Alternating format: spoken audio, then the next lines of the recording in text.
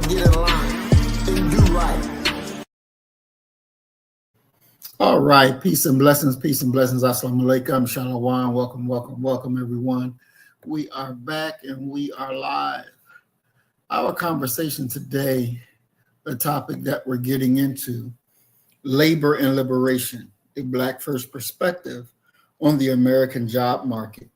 There are so many different things that's going on with jobs, with labor, with unions. And so today we're going to get into that and understand the genesis of this labor movement. How has it been historically? Have we benefited? Have we not benefited? What it looks like in the future. We're going to look at a few unions that did some actions, but at the end of the day, it didn't produce the results that the people were looking for. And so then that really begs the question is, are unions actually useful? So peace and blessings, Doc. How you doing? I think you're on mute. I can't hear you.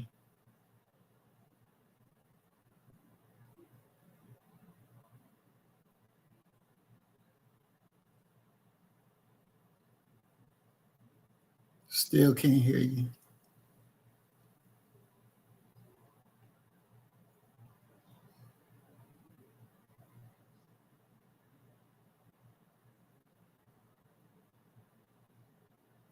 Okay, while Doc shoot out, he's gonna come right back in.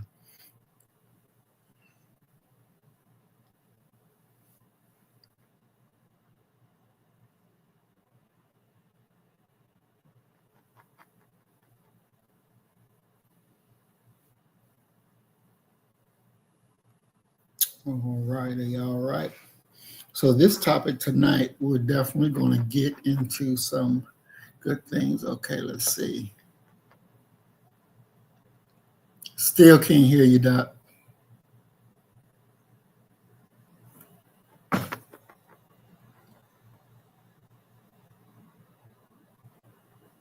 You know, let me also just make sure it ain't my computer. So let me do this really quick.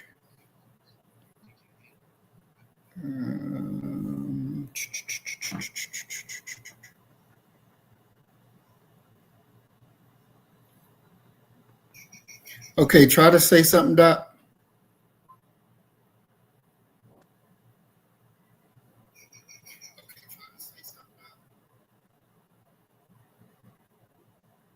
Okay, yeah. There's no sounds being picked up at all.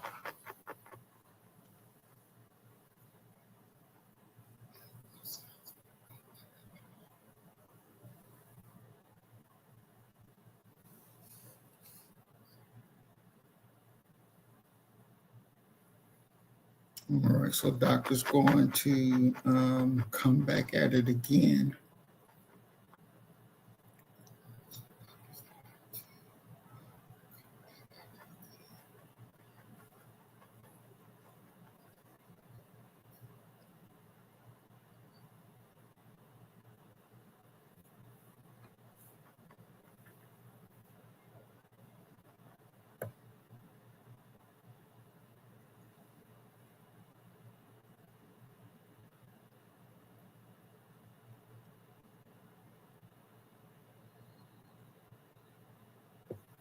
All right, so while we're waiting on Doctor get back in and get his area squared away, let me sign back in.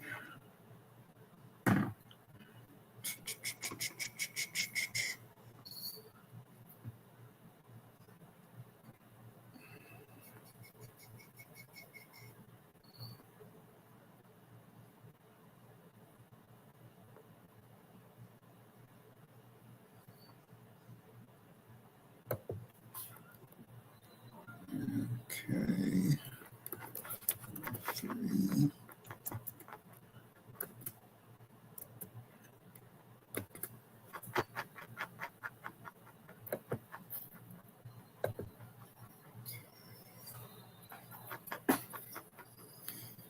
Well, I tell you, you always have technical issues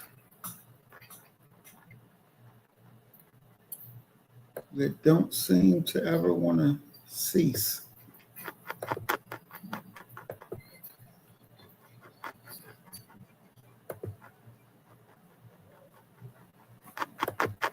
Let's see.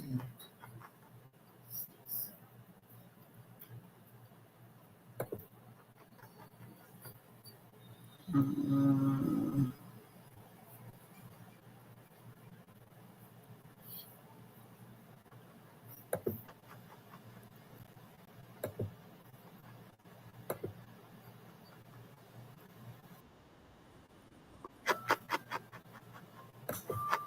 right. I'm just going to make sure.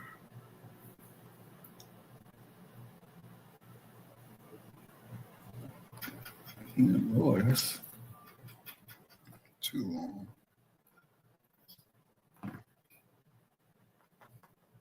All right, so while we're waiting for Doc,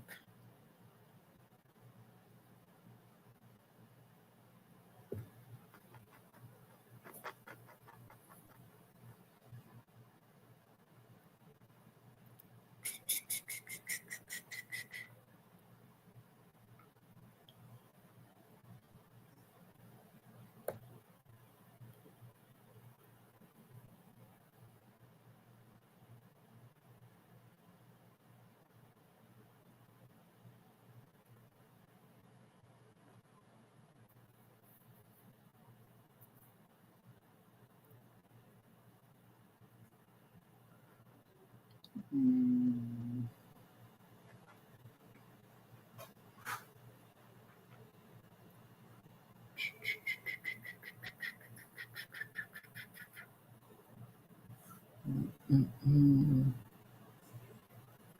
so I don't want to really talk about the subject until Doc gets back in here. So again, we thank everybody for joining us as we work out our technical issues. Always something. I mean, it definitely shouldn't be a thing, but it's always something. My computer went out on me last week, and it's still not functioning the way it should.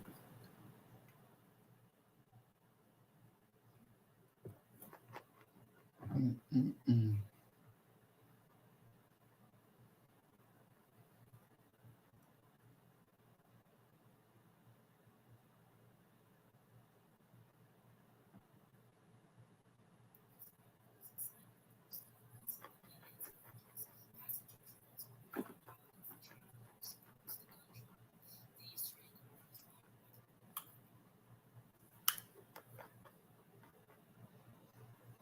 Hmm.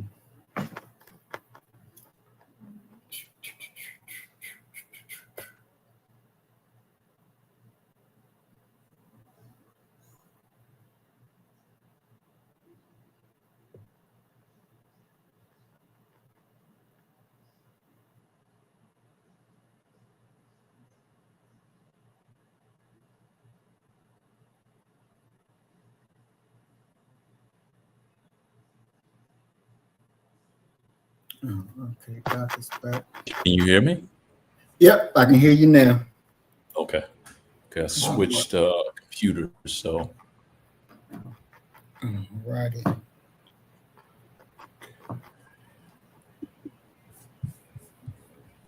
Okay, so our topic today again, labor and liberation, and we're going to be dealing with the world of labor and how it reflects on Black people. We're going to deal with unions.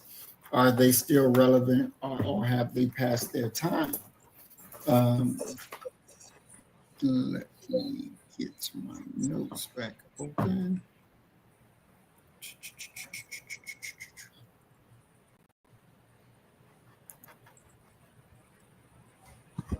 So when we know we all just got through with Labor Day in the beginning part of the month, most people don't. Well, I'll probably say more than most, but maybe a lot of people actually really don't know the history of Labor Day and what that all became of, why we even have a Labor Day. Doc, what was the purpose, or what should have been the purpose, or what is the purpose of what we now quote unquote celebrate as Labor Day? Labor Day is one of the moments of, in many ways, the underdog being able to exert some semblance of power.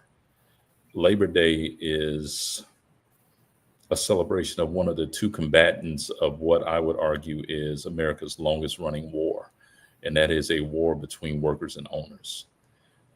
They can't agree on anything to this very day, and it's one of the reasons why you're seeing so many things happen from the local to the state to the federal level that don't sit well with one side or the other. When you're looking at Trump's ascension came ironically as a result of white workers or populists. He spoke to their needs, ironically, and they rewarded him with a second term, a first and a second term, to be honest with you. So when you're talking about Labor Day, you're really talking about a celebration of the history of workers, a history of labor, and of course, the Black relationship with labor, with work, is at best a dubious one that has not been kind to Black folk by and large. So to put it simply, Labor Day is a celebration of workers, supposed to be a celebration of workers. Mm. And you would definitely include in that our ancestors who served as slaves, even though they were not giving any pay or anything like that. Correct? Yeah, they're laborers. Let's be very clear about that. They're the first workers that brought prosperity to this nation. A lot of people like to create this very fallacious story about the settling and founding of this nation. The truth of the matter is that this nation would not have been birthed had it not been for the contributions of Africans who were forced here. Make no mistake about it. And anyone who doubts that, I just challenge them and ask them what happened in Roanoke. Roanoke did not prosper. And one of the reasons it did not prosper is because of the lack of labor. Roanoke's suffering, and keep in mind, it's Roanoke and not Jamestown. That's the first British colony, the first attempt to settle North America. The people of Roanoke suffered so much that they turned to cannibalism. They didn't have enough to eat. They ate each other. They ate their children. And we know that through archaeological finds that they were eating their babies. Husbands were eating wives. They could not make it. And we had cannibalism again in Jamestown. The early years of Jamestown, they turned to cannibalism. They didn't have enough to eat. And regardless of what you say about human survival, and I often talk to my students about this, and I say it jokingly, how many of you would not eat another person? And invariably hands go up, and I say, okay, well, we're going to eat you first because you're going to die. So it isn't until the African really comes in 1619. I'm dealing specifically with the British colonies, because those are the colonies that eventually birthed this nation that we know as the United States of America. It isn't until they get here and they bring their agricultural understanding. The African understands irrigation. I challenge people, and it's one of the explanations that is often hard for people to really comprehend. Black folks' seeming addiction to Chinese food, especially rice. Most people have a misconception, and if you look at culinary history, it'll tell you this. Most people believe that rice is actually Asian, Chinese, Japanese, what have you, Mongolian. Mhm. No, it's African. And if you ever go to, I tell people, if you're going to Africa, one of the things that you want to do is you want to go on about a 90-day rice fast Mm. before you go. Because when you get there, you're gonna eat some rice.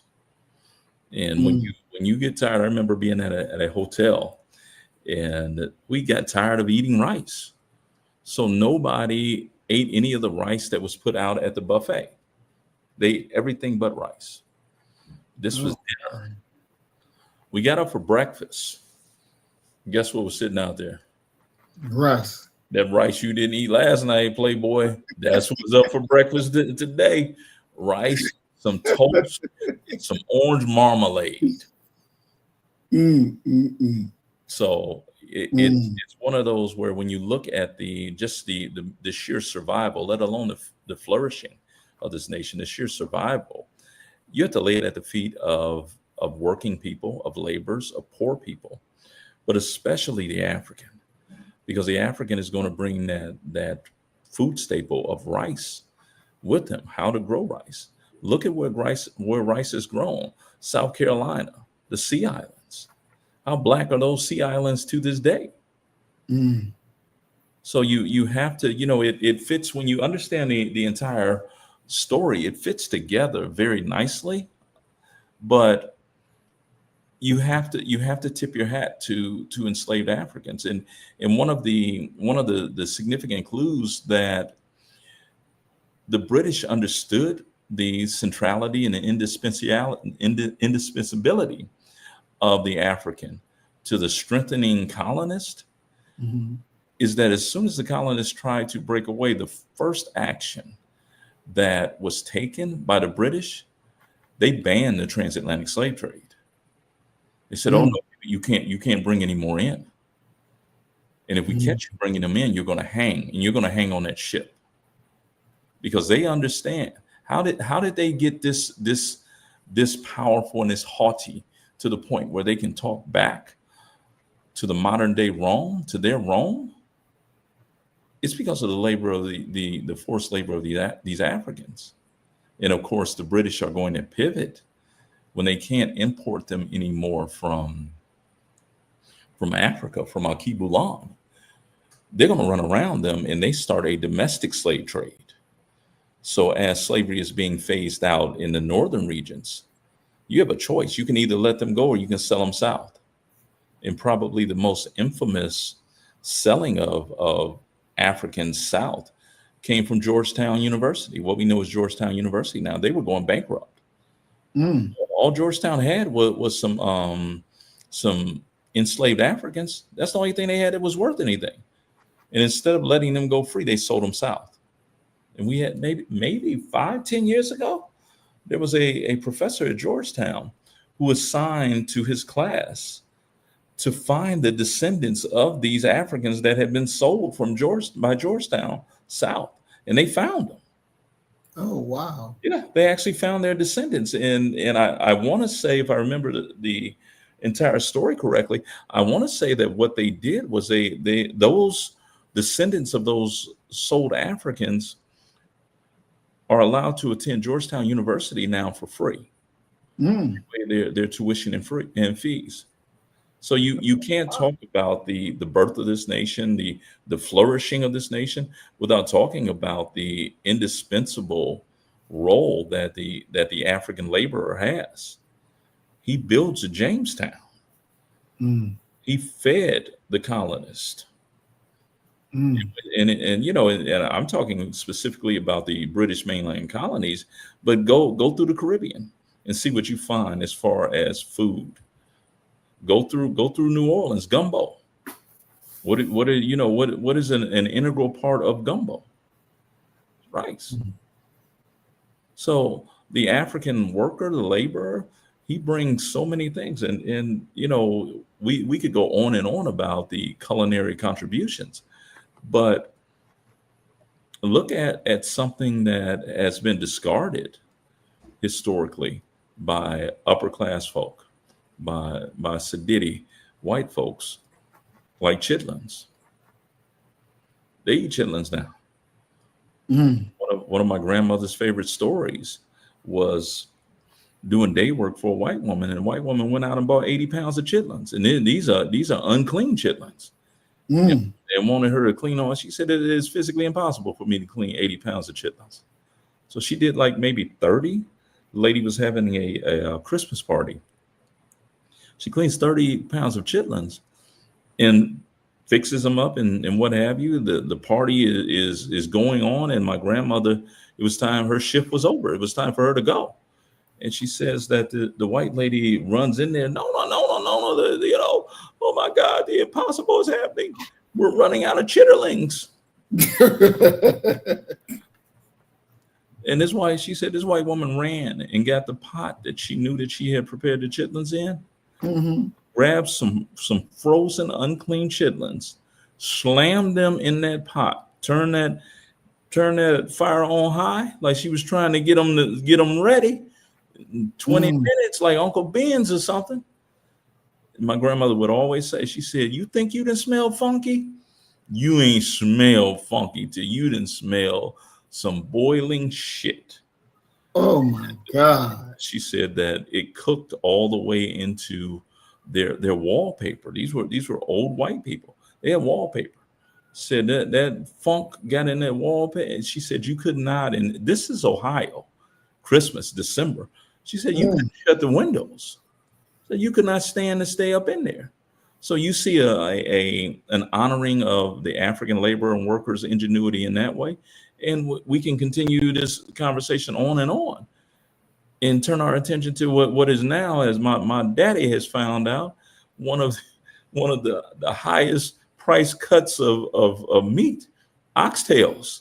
They used to give oxtails away. They didn't do nothing with that until your people let them know what they was doing with them oxtails. Now they ain't even in the frozen food section. They behind the butcher's cabinet. So you really can't talk about this nation, its present existence, its ability to even be birthed without talking about Black workers and Black laborers. Wow, very, very interesting. Very interesting. So from there, we went to post-emancipation and the transitioning of our people from slaves to sharecropping, convict leasing, and other systems designed to maintain control over Black labor. Can you go into that exactly? How did they was able to make that switch, and then what would make our ancestors say, "Well, yeah, sharecropping is going to work. Let's just do that." Well, the thing is that it's kind of like the idea of racial identity, of talking about, well, there were some of us who chose to be Black. No, that was assigned to us. There was no choice there. And I say that there was no choice there to sort of emphasize that there was no choice in regards to our economic situation. You have to really place them within their proper historical context and realize that there are no cars. And Black folk, by and large, are, not allowed to travel to and fro. If you didn't have a pass and you were caught without a pass, you were going to be summarily beaten. So that kind of curtails your geographic mobility.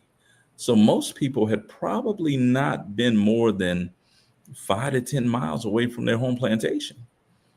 If you had caught away from that home plantation, they thought you were trying to escape. I'm in Houston, Texas right now, and one of the true inside jokes of Houstonians on that south side, many of them ain't never been to what they refer to. They don't say north, that North, NAWF. They'll tell you, I don't know nothing about that North. 2025, our geographical mobility with cars, we kind of stay close.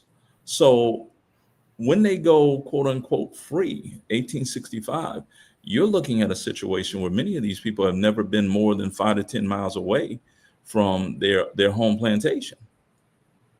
And so it's a very weird situation where you have a small minority of the population. And I'm not talking about all white folk, I'm talking about the elite white folk, Mhm. the Sam Waltons of their day, the Rockefellers, the Carnegies, who owned not only one plantation, they owned multiple plantations. They had franchises going where they're growing cotton, sugar, a whole host of cash crops. But they don't have the ability and oftentimes don't have the knowledge to work that land. They just simply are businessmen who do the transaction. So you have a majority population, and I'm talking about, since we're talking about labor, let's be totally accurate. We're talking about poor black folk and poor white folk who Mhm. have the know-how and have the ability to work the land. So you're going to have a system where, and oftentimes when we talk about sharecropping, we leave white yeoman farmers out of this. They're sharecropping as well. So you have black and white. It should have been a natural alliance, but race gets in the way, as it always does in the minds of poor and working class white folk. So you have a situation where these people, they have wants and they have needs. Their wants are to find their family. When you think about the disruptive nature of American chattel slavery, they want to find their family. I mean, how would you be as a parent if they had sold your daughters away and you finally went free? What do it's a hellish consideration that they sold them during the institute, but the moment that you go free, you hitting the road, you're trying to find your baby girls. Exactly.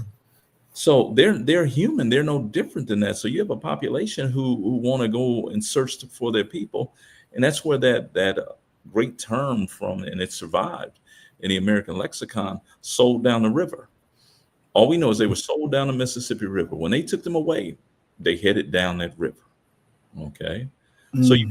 you have that as a want, but you also have, the desire for education as a want, but the needs that they have. Their needs then are the same needs that we have today: food, shelter, clothing, a means to provide for themselves. And sharecropping, by and large, if you want to look at it and place it within a larger modern context, sharecropping is nothing but credit. It's nothing but credit. There's no difference in it. You get a Yeah. credit card today and you go out and buy everything that you need to provide and for your family and to build a home, furniture, TV, all these pots and pans, all these creature comforts, these creature necessities. They're doing the exact same thing. And if you want to extend the exploitation of workers and laborers and create a comparison from then to now, let's be very accurate about this, that Americans are in so much consumer debt today that the only difference, the only break that Americans are getting now is that they're no longer allowed to put you in debtor's prison because you owe. That's the Mm. only difference. Now they will Mm. come and get your car. They will repo whatever they can to, that they can, whatever tangible assets you may have, but they can't put you in prison anymore. Then they could put you in prison. And it's a sensible decision to remain a sharecropper in 1865. When you consider what the alternatives are, they're surrounded. And when you look at the 13th Amendment, and this is one of the things that I often talk about with my students, read the 13th Amendment.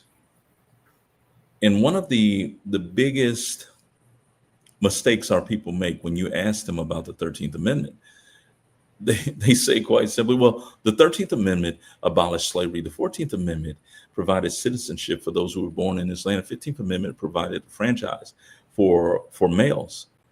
Go back to the 13th Amendment because you didn't read it well. And if you read the whole 13th Amendment, you would see something that would frighten you. It abolishes slavery except for in the case of criminals. Mhm. And they're going to criminalize blackness. You know how many black women would be locked up today if it was still a crime for you to talk loud in public? It would look like an ICE raid. They would be staking out brunches every Saturday.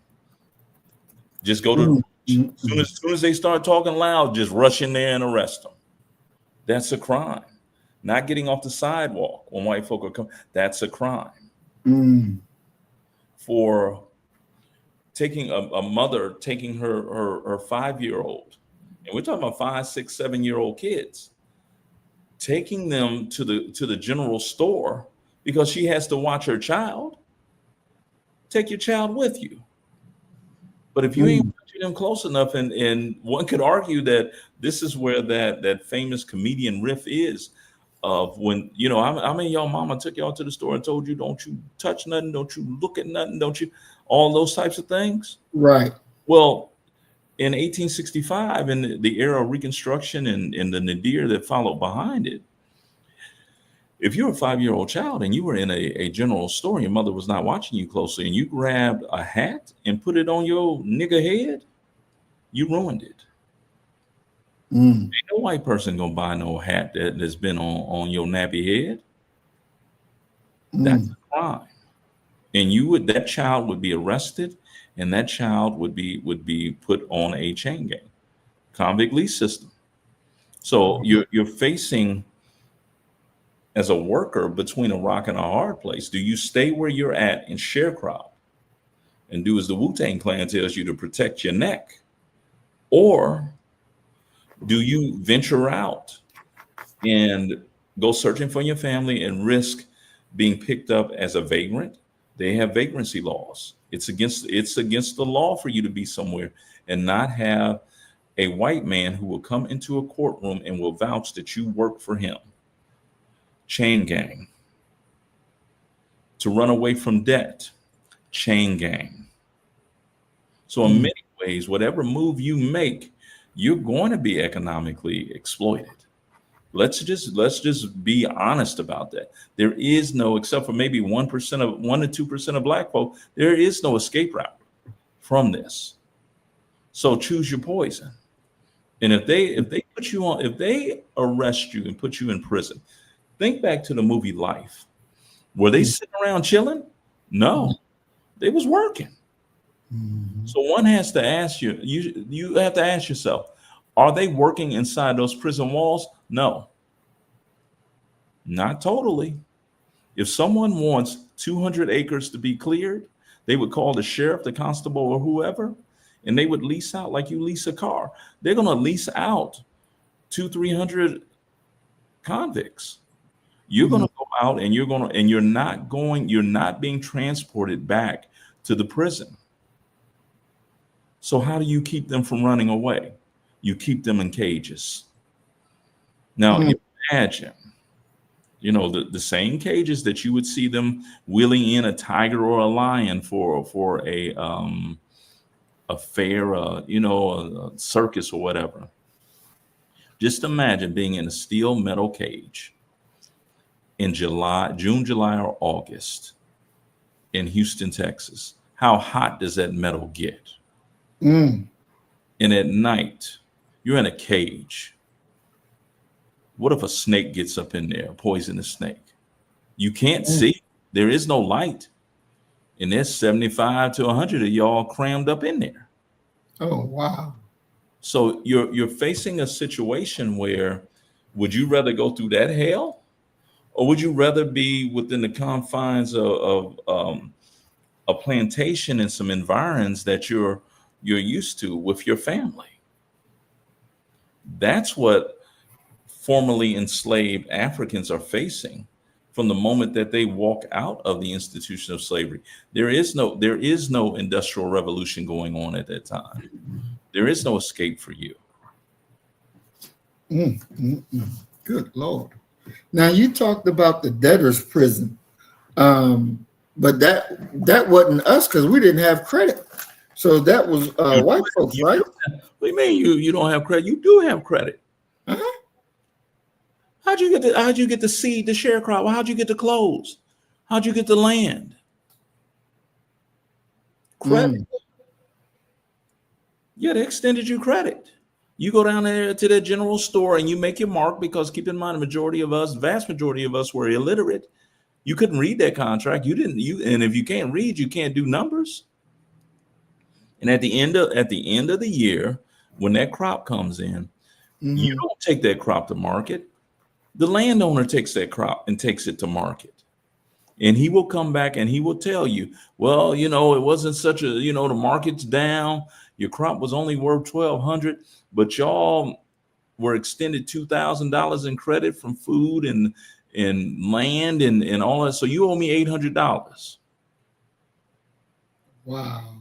Now, I'm a just man. So what I'm going to do for you and your family is this. I'm going to let y'all remain on this land another year. Eat less, work harder. Maybe next year you will make enough. How many years could you go through that before you said, you know what, we're never going to get out of this hole? We owe this white man $15,000. Let's go. And when you go and they get you, you're running away from debt. You're going to debtor's prison. Wow. So you are being enslaved. It's one of the reasons why, and it's a laughable element of post-slave existence, but it was illegal for Black people to walk near railroad tracks. Don't let them catch you near no railroad tracks, because they think that you're going to hop on that train to try to escape from the South. It's a peculiar situation that they're going to treat you like a red-headed stepchild, but they need your physical labor contribution. The South can't stand without your contribution. And you're going to work one way or another. You can either be in the material creature comforts of your family, or you can go to prison and we'll extract labor out of you that way. And if you're there's some situations where if you have been picked up, if you worked for the Wilshaws and you decide to run away and you were caught, they would ask the Wilshaws how much you owed. And let's say you owe $200. Well, I can go down there and pay that $200. The Wilshaws have been paid. And now you work for me until I tell you that you have worked off that $200. Damn. No, it's not an escapable system. It's not a system for workers that would allow you to ever be comfortable. There is no escape. And when you look at, like today, these bankruptcy laws, there were no bankruptcy laws. This idea, and how many times have we seen people do this? You see people grab their phone, they look at it, oh no. And it's a bill collector calling. They would show up with shackles and they would take you on. And you're going to debtor's prison. So yes, we had debt as well. Wow. When did they stop doing that? Stop doing what? Debtor's prison. Probably around World War I. Wow. Around that time. Yeah. Yeah, when you have I would say World War I, possibly Great Depression, because you start having FDR talking about these ideas of sort of fixing the American economic system and making sure workers are able to participate even when they lose their jobs, what have you. So if I had to guess, I would say post World War I. Yeah. Wow. See, that's vicious right there. That is vicious. Hey, it is what it is. Big bank take little bank. They will lock you up. And so when you come across people who will say, well, You know, you can't force me to work. Oh yes, oh yeah, they can. They can force you to work.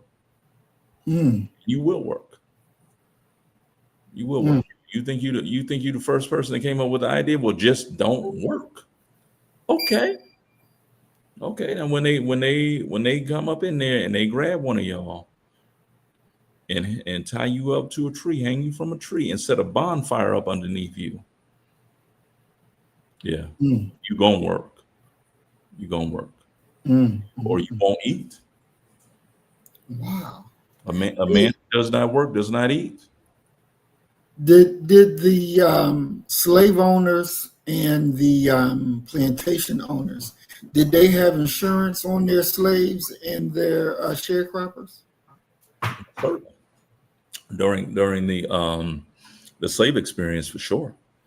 Yeah, it's one of the reasons. It's one of the calls for reparations, and it's one of the reasons why we know pretty much how many people came into this nation because they had insurance on them. If you go Mm, back and you look at those old insurance documents, yeah, they'll hmm. tell you. You know, Jenny, she was a 13-year-old girl. She worked here and blah blah blah. She's worth this much. Mm, Insurance on you, and it's one of the things that Ira Berlin, this great historian, Ira Berlin wrote this great book titled "Slaves Without Masters," and what Berlin says in that book is that you were better off being enslaved than to be free and black in the South during slavery, because if mm, you were enslaved, that meant you were someone's property. And you can't just, property rules in this nation. You can't just come in and destroy and harm somebody's property. That's like killing their horse or their cow. And they can mm, take you to court and they can get some compensation for it. Versus if you were free, there's not going to be no trial. There's not going to even be an arrest. For what? mm, To go from being, Berlin makes this point. He says to go from being enslaved to free in the South meant you went from having one owner charged with keeping you in line to having a South full of owners who felt it was their duty to make sure you didn't get out of line. mm, mm, mm. Yeah. So when you're talking about the idea of workers and labor and the contributions of Black folk here, you got to remember that this labor was extracted out of your body physically by physical force, and also by the idea. And this is the dream that I see so many of my students having. Once I get my degree, I'm gonna make it. That sounds exactly like enslaved folk. But once I go free, I'm gonna be able to make. Well, you're gonna find out that the new boss is just like the old boss. Mm, mm, mm. Wow. And so is that the reason why today companies will go out and put insurance on their workers? That's where that came from. Yeah, I mean, you're talking about what do they call it? Peasants insurance, Mm-hmm. where they know if you look at the insurance industry, it's run on data. Insurance industry and also betting, the gambling industry, Mm-hmm. it's based upon on data. They know how many people are going to die in car accidents. They know how many people are going to die of heart attacks this year. They just know. Placing a Mm, bet on them. How many of your employees are going to die? And hopefully for the company, hopefully, you pick the right ones. Because if you go ahead and pick the right ones, then you're going to get paid based upon their death. mm, mm, Is mm, it immoral? Yeah. Is it financially lucrative? If Walmart is doing it, certainly. mm, mm, mm. Man, And that's crazy. it's the reason why you have to really understand that this is a system. This isn't one person doing this. This is a system. This is capitalism. Mm, mm, mm. Wow. Can you speak to the spiritual and psychological effects of working in a system where the value of your labor is acknowledged, but your humanity is denied. Well, see, my thing is I don't believe that if we're talking about the slave experience, Mhm. maybe within the I can't even say in the Industrial Revolution that the value of workers' labor is being acknowledged. I won't even go so far as to say that. But when you're talking about workers, and workers are all the same, I don't care what nation that you're talking about, workers are working for a better day. Workers that will show up and they'll say, well, yeah, my kids are going to go to school. My kids are going to, they're going to make it. They're going to this, and that. And when you look up, your life is over. You've worked your entire life. You've never really been able to accrue much of anything. And the only thing that you've had is hope, the hope for a better day for the next generation. So it wears on you after a while. It's sort of one of my arguments of why the black church became so important in the slave period, because it's providing people with that fuel of hope, of optimism. After the darkest night always comes a brighter day. Mhm. All this rationalization, all of this type of stuff. Well, yeah, okay, but people end up getting broke. It's not accidental that you've had so many moments where people have gone to the job and shot up the job. Their hope is gone. Mhm. You showed up, and there's always, when you're talking about poor and working class people, the homeless and what have you, you have a situation where people believe, well, that's your fault. And that's sort of the curse of workers. That's your fault. If you had just worked harder, if you had studied harder, if you'd taken life more seriously, this wouldn't have happened to you. That's not true. And life, if you're being honest and you've lived enough life, anything can happen. Right now, we're dealing with situations where people are losing their careers solely by making one statement about incidents that occur in the world. Mhm. Everybody's running scared because they don't want to be that one to lose their job, to lose their career, to lose their Mhm. ability to take care. Let's just be honest, and this is sort of the curse of being a worker, a laborer. You can't afford to talk shit because more than likely you are living paycheck to paycheck, and with Mhm. every child that comes, that paycheck is getting thinner, is getting stretched even more. Try missing one. And one of the more phenomenal economic statements that was made by a banker, he said the average American doesn't have $500 in the bank, doesn't even have $500 in credit available. Mhm. A flat tire will ruin a lot of people's finances, ruin it. And with the increasing, you know, increase of the cost of living, inflation, people are tenuously hanging on to hope. And one of the things that we know for sure, and this is sort of the curse, the underside of a multiracial nation like America, Mhm. the more economic misery people experience, the less secure they are, and the more they're willing to battle other groups for the few dollars or crumbs that the elite are allowing out into the public. So you have black workers, brown workers, red workers, yellow workers, white workers fighting each other for limited resources, for the limited resources that have been released. Whereas other individuals, they own Easy Street because they have the upper hand. Whenever you have a situation where you have more workers than you have jobs, ownership has the upper hand. But today is in many ways kind of different because the owners are so vastly wealthy, they don't even need to make more money. They're not Mm, living for that money, not at all. Look at this insane, what we would say is an insane amount of money that NFL and NBA players are making. Some players making 3 to 4 million a game. mhm. Well, if an owner can afford to pay him 3 to 4 million a game, what's he making? Right. Mhm, mhm. Wow. So would you say, Doc, that credit is a bad thing? No, No? no.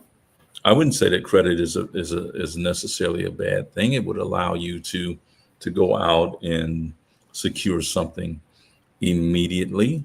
But I think that what winds up happening is that you go out and you're utilizing credit to sort of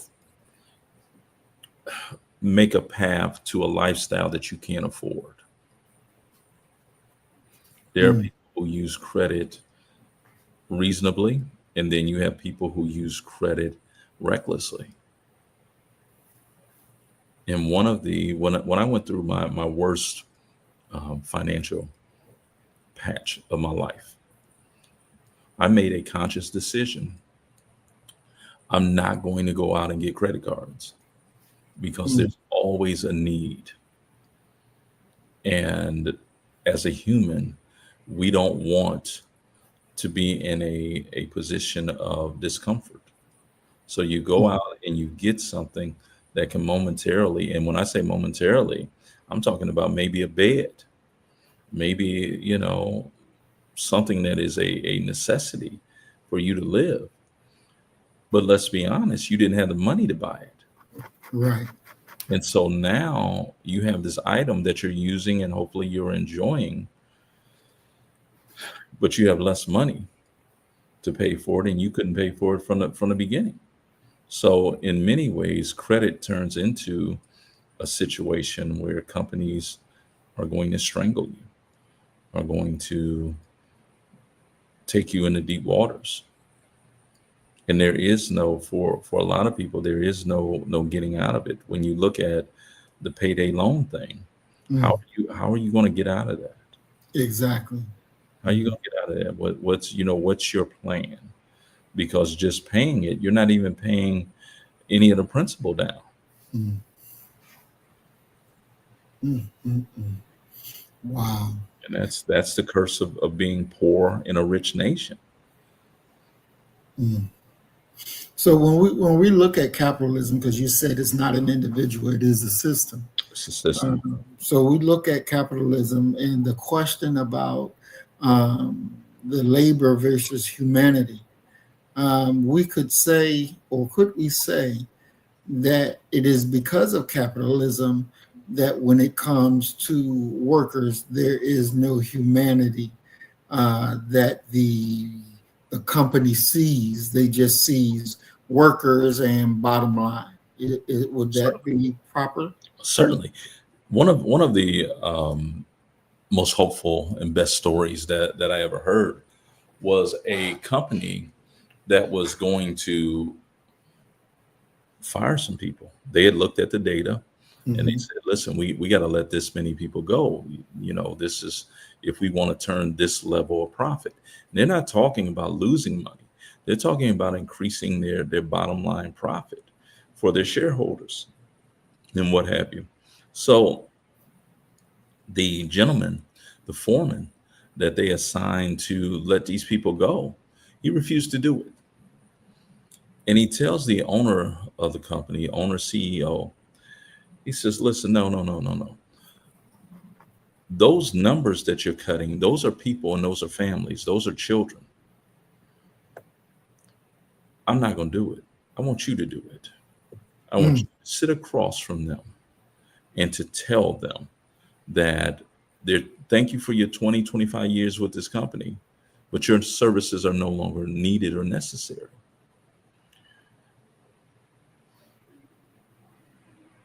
I don't know if they did it or not, I'm pretty sure they probably fired him and found somebody else to do it. But Mhm. until you can inject a element of humanity, of dignity Mhm. into capitalism, you're going to continue to see these situations. They're not going anywhere. Where people in a nation as rich as ours are actually working, the working homeless. In New York, what was it, Hell's Kitchen, where Right. they had, the working homeless. You're working full time and you can't afford a place. You can't live with dignity. Mm, mm, mm. Yeah, that's crazy. Did the system of capitalism, did it start in America? Is America is the one that created this system? No, no, no, no, no, no. It's a worldwide system. But what you're seeing here in America is the U.S. government had, and this we're dealing with the election of Mhm. 1876, Rutherford B. Hayes and Samuel J. Tilden. You have a situation where there is a looming railroad strike. Railroad workers they're frustrated with their contract. It was a boom bust cycle, economic cycle going on. Economy would Mhm. do well for a while, then it would fall apart. It hasn't made it to the point of being scientific capitalism yet. However, the workers are going to strike. If they strike, everyone along the eastern seaboard is going to die because they will not have coal. Chicago, Mm. they're dead. Milwaukee, they're dead.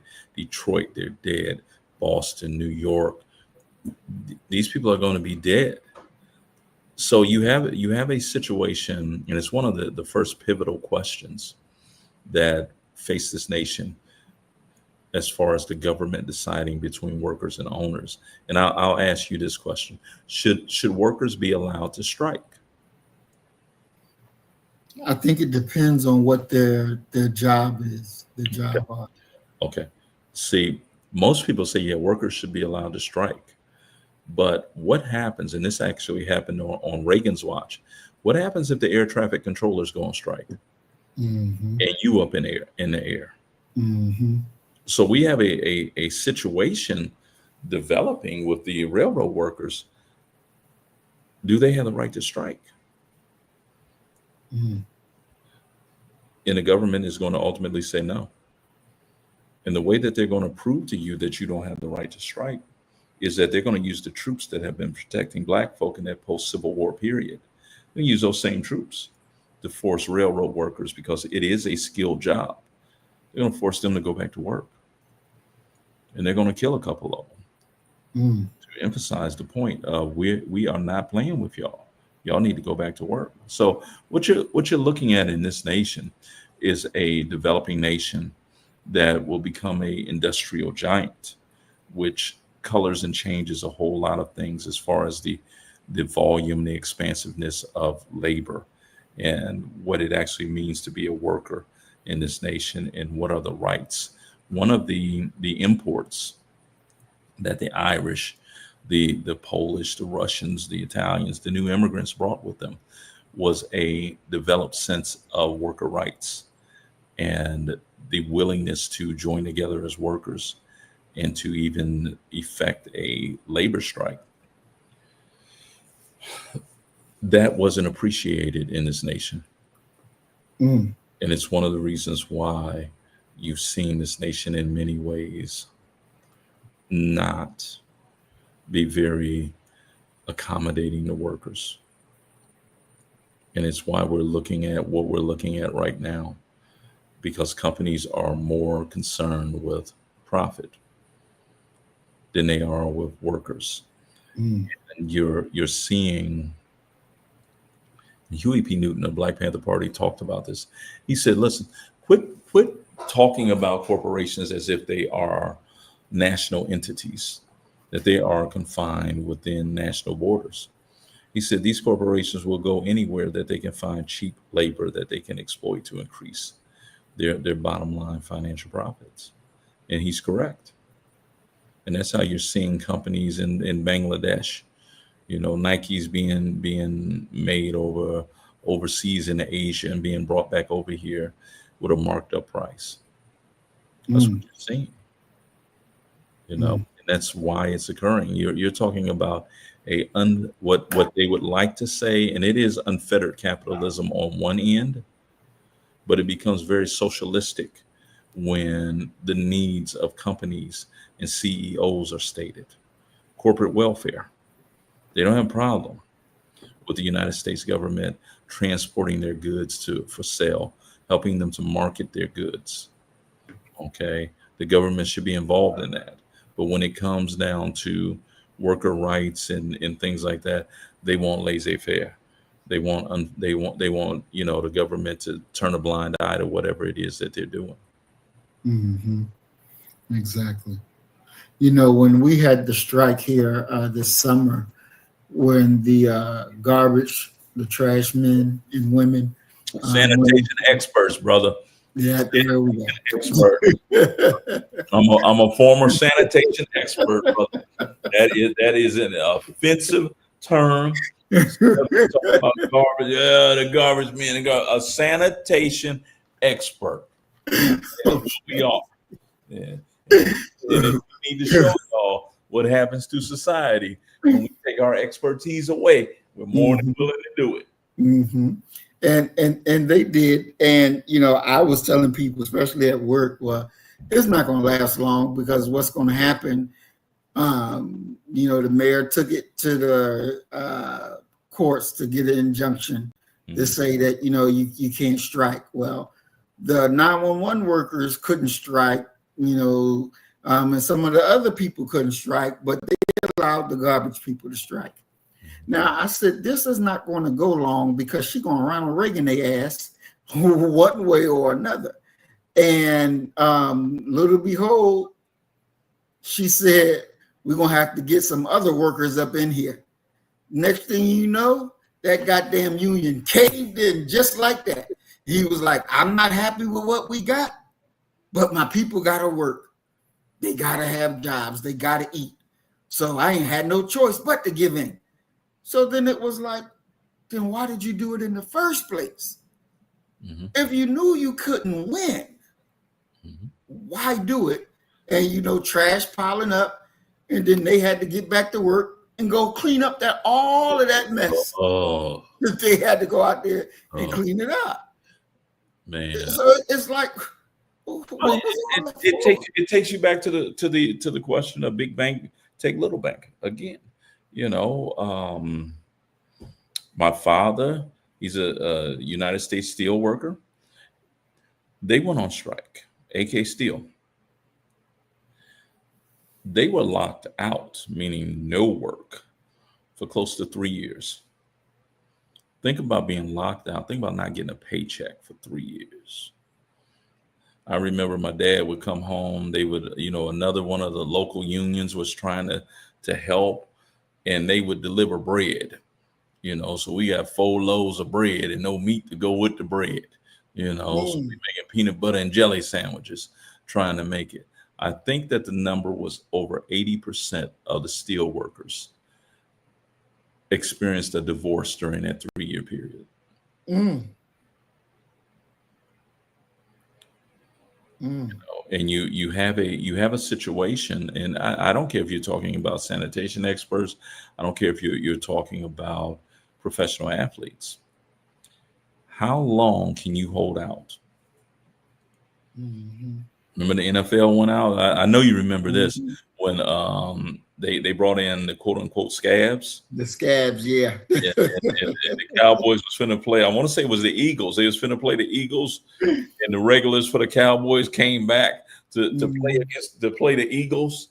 Yeah, Mhm, it's the thinking of, and labor has some responsibility in this as well. Labor unions, because they have abandoned the philosophy of the Knights of Labor. The Knights of Labor they're the first major union in the United States, and mhm, their mantra was that all workers must be unionized, regardless of if they are black, white, red, yellow, male, female, adult, or child, every worker has to be unionized. They have to be organized and be a part of a union, because what ends up happening is that if you only unionize, let's say 20% of your population, Mm-hmm. when they go out on strike, that 80%, they're going to get them to come and replace you. And why shouldn't they replace you? Because you didn't involve them in the union organization and the struggle and the scuffle that they've been going through as unorganized workers. They would gladly slide into a union spot and take the benefits that you are striking against right now. Mm-hmm. So when the union movement hasn't organized all workers, this is what you're going to repeatedly get. And without unionization, workers don't stand a chance. Not at all. What you're seeing now is in many ways just a comedy of errors, to be honest with you. That here you have working class and poor people who feel they have nowhere to turn, because they in many ways their priorities are not reasonable. If their priorities were reasonable, Kamala Harris would be president right now. But because their emotions are able to override their logic, Trump was able to win. And it's just what it is. Because what can a man who and everyone knows this, has repeatedly failed to pay his workers, his construction workers who have worked on his buildings? The man's been sued hundreds of times. In what world does it make sense that you, as a construction worker, as a laborer, would say, yeah, we want him to be the one that's in there making decisions about us? Okay, it doesn't make sense at all. And you look at what he's doing now. What he's doing now is what he told you that he was going to do. However, the transgender, we can't have that in this nation. What would you rather have? Worker rights or a banning on gay marriage? Workers' rights. A logical person would say that. Mm-hmm. But when you're caught up within the fury of, they got kids in school that think they ferrets, they forcing my kid to read. You hear enough of those stories, you get to a point where you get so worked up and emotional that, no, we got to save this nation. Well, they're going to empty your pockets while to quote unquote save this nation. And the Democratic Party has not done a very good job of explaining to people what priorities are and what they should be. Mm-hmm. I would agree with that. We're going to look at a video real quick of Pullman porters, and then come back and discuss them. Oh, yeah.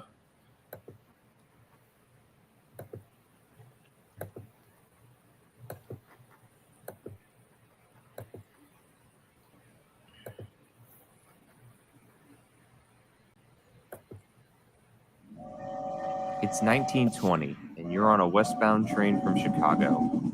As the evening turns to night, you head to your room in a fancy Pullman car. It's a new experience for you, as a well-dressed African-American finishes turning down your bed for you to get a good night's sleep. With a polite, "Thank you, George." His name isn't George, by the way, but that's what everyone else calls him. You give him a modest tip and settle in for the night. You don't realize it as your mind drifts to the rocking of the rails, but you are helping to build a new middle class of Americans. Hello, and welcome back to History in Focus, your one-stop shop for the stuff they didn't teach you in school. Today, we'll be focusing on the Pullman Porter and their impact on African-American history.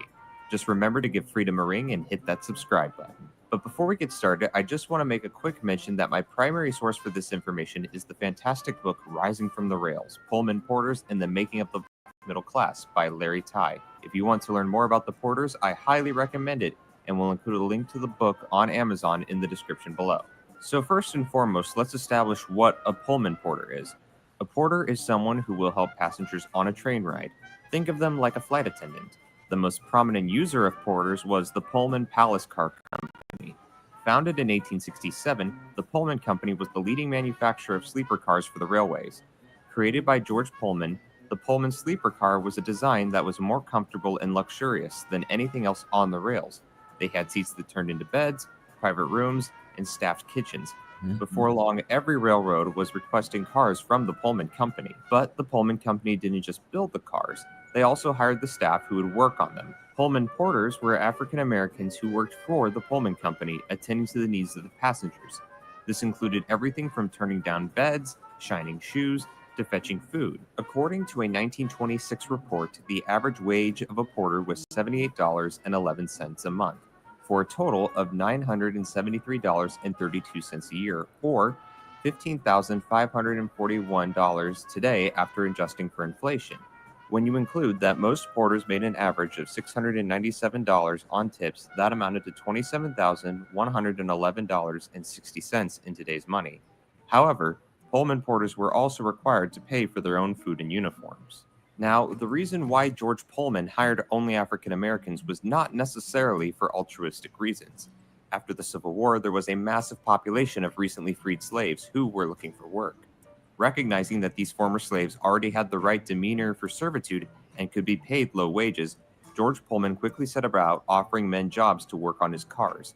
The hours may have been long, but it was better than working on the hot plantations, and the ability to travel across the country was a luxury most Americans, especially African Americans, could not afford in the early years after the Civil War.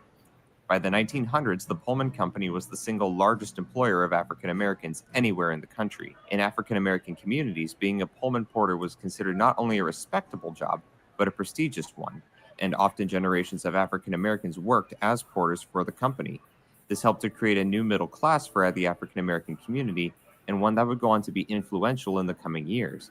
It was the prospect of better jobs in the northern states that was passed on by the porters that helped to fuel the Great Migration north. However, because this is the United States, being a porter was not considered to be a job worthy of respect to most white Americans.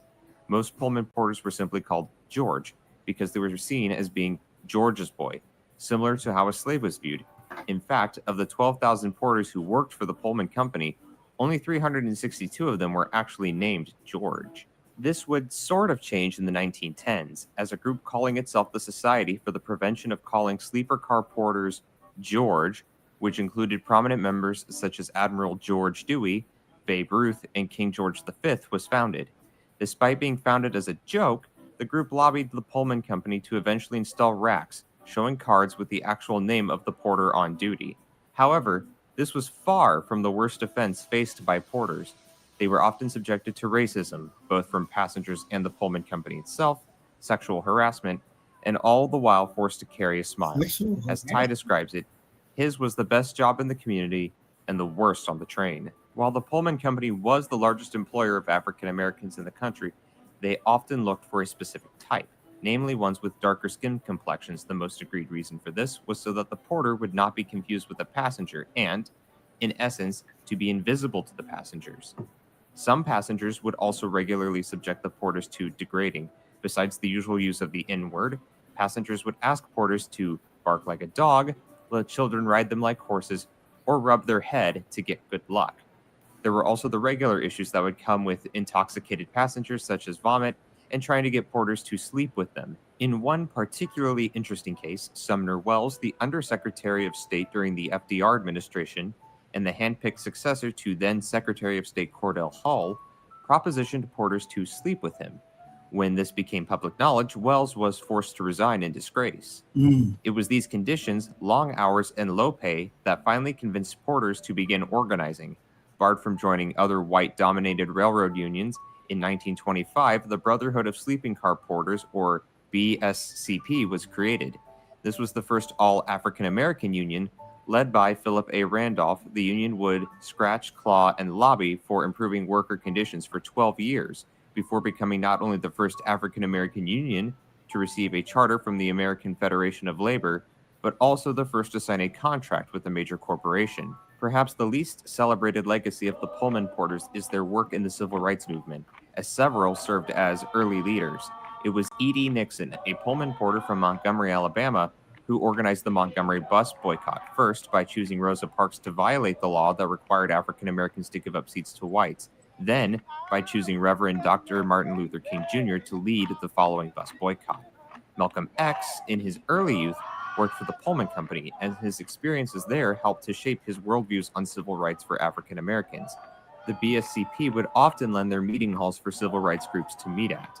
They would also donate money to civil rights causes, helping to fund not only the Montgomery bus boycott, but also the March on Washington, which A. Philip Randolph organized. Things that white citizens possess, all of their rights. They want no reservation. They want complete equality, social, economic, and political. And no force under the sun can stem and block and stop this civil rights revolution which is now underway. As the railroads declined in the 60s, so too did the Pullman Company and the Pullman Porters. In 1968, the Pullman Company ceased operations and was absorbed by Bombardier Transportation. The BSCP would later merge with another union in the 70s.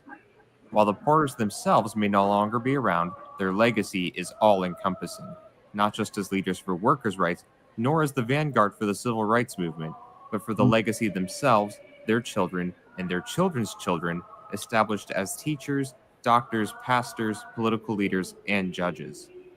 If you enjoyed this week's content, please subscribe for future videos. Let us know what you thought in the comments below and what you would like us to cover next. I think history was written today which will have its effect on coming generations with respect to our democracy, with respect to our ideals.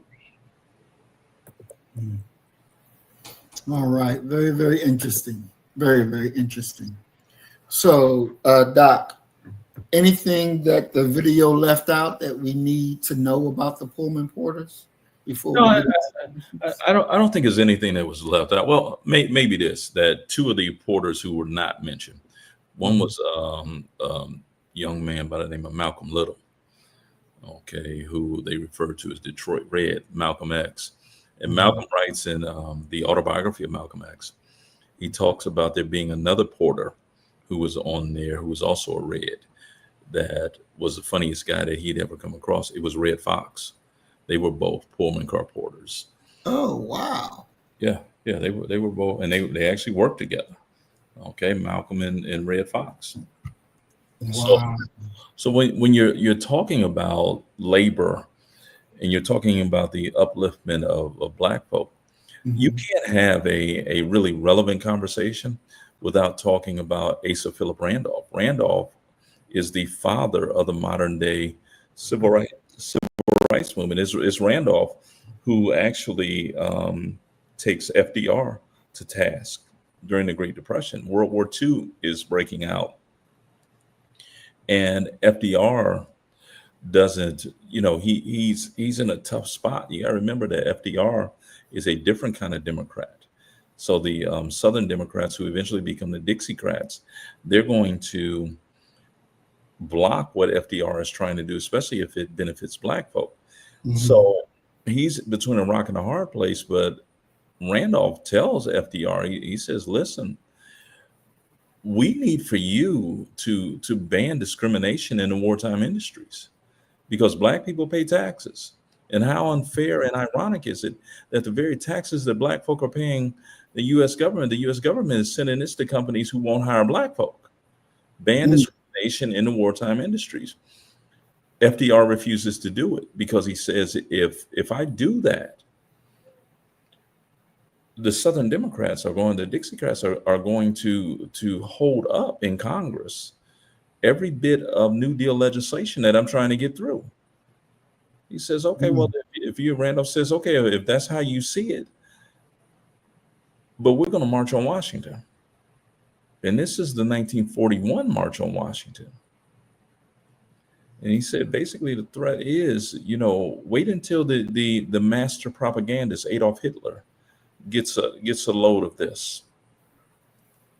Hitler's going to use this, and he's basically going to say, well, who are you to talk to us about ethnic cleansing and how we handle our business? Look at how you do Black folk. At least we killed the Jews. Y'all torture Black folk. So instead of having that national level of embarrassment, you're going to see FDR actually blink first, and he's going to sign Executive Order 8802, which bans discrimination in the wartime industries. And Randolph is also the engine behind. He's the one that called for the 1963 march, where King gave that speech, that I have a dream speech. And Randolph, those who were there will tell you that Randolph is the one that saved the march, because the night before the march was to occur, the white folk and the Catholics were going to leave, because John Lewis, who was the head of the Student Nonviolent Coordinating Committee at the time, John Lewis planned on giving a speech denouncing John F. Kennedy. And he said, if you give that speech, we out of here. Okay. And it's Randolph who went and talked to SNCC and told him, listen, now, this ain't the time to do that. We're here. We need to go through with this. So when you're talking about the centrality of the Brotherhood of Sleeping Car Porters to building the Black middle class, that's what it did. You go back and you look at August Wilson's The Piano Lesson. Doker, the one who owns the house, he's the only one that has anything. He owns the house. That's the house that Bernice and Boy Willie are fighting in. He's a Pullman car porter. But at the same time, as the blessing of the Pullman car porter is the Pullman car porter is able to actually protect Black passengers while they're on that train. And you have to think that if, the process of Black families being broken apart is nothing new. And just as we sometimes will see Black children being put on planes without an adult, they're being tagged and should be watched over by airline stewardess. Same thing was happening on a train.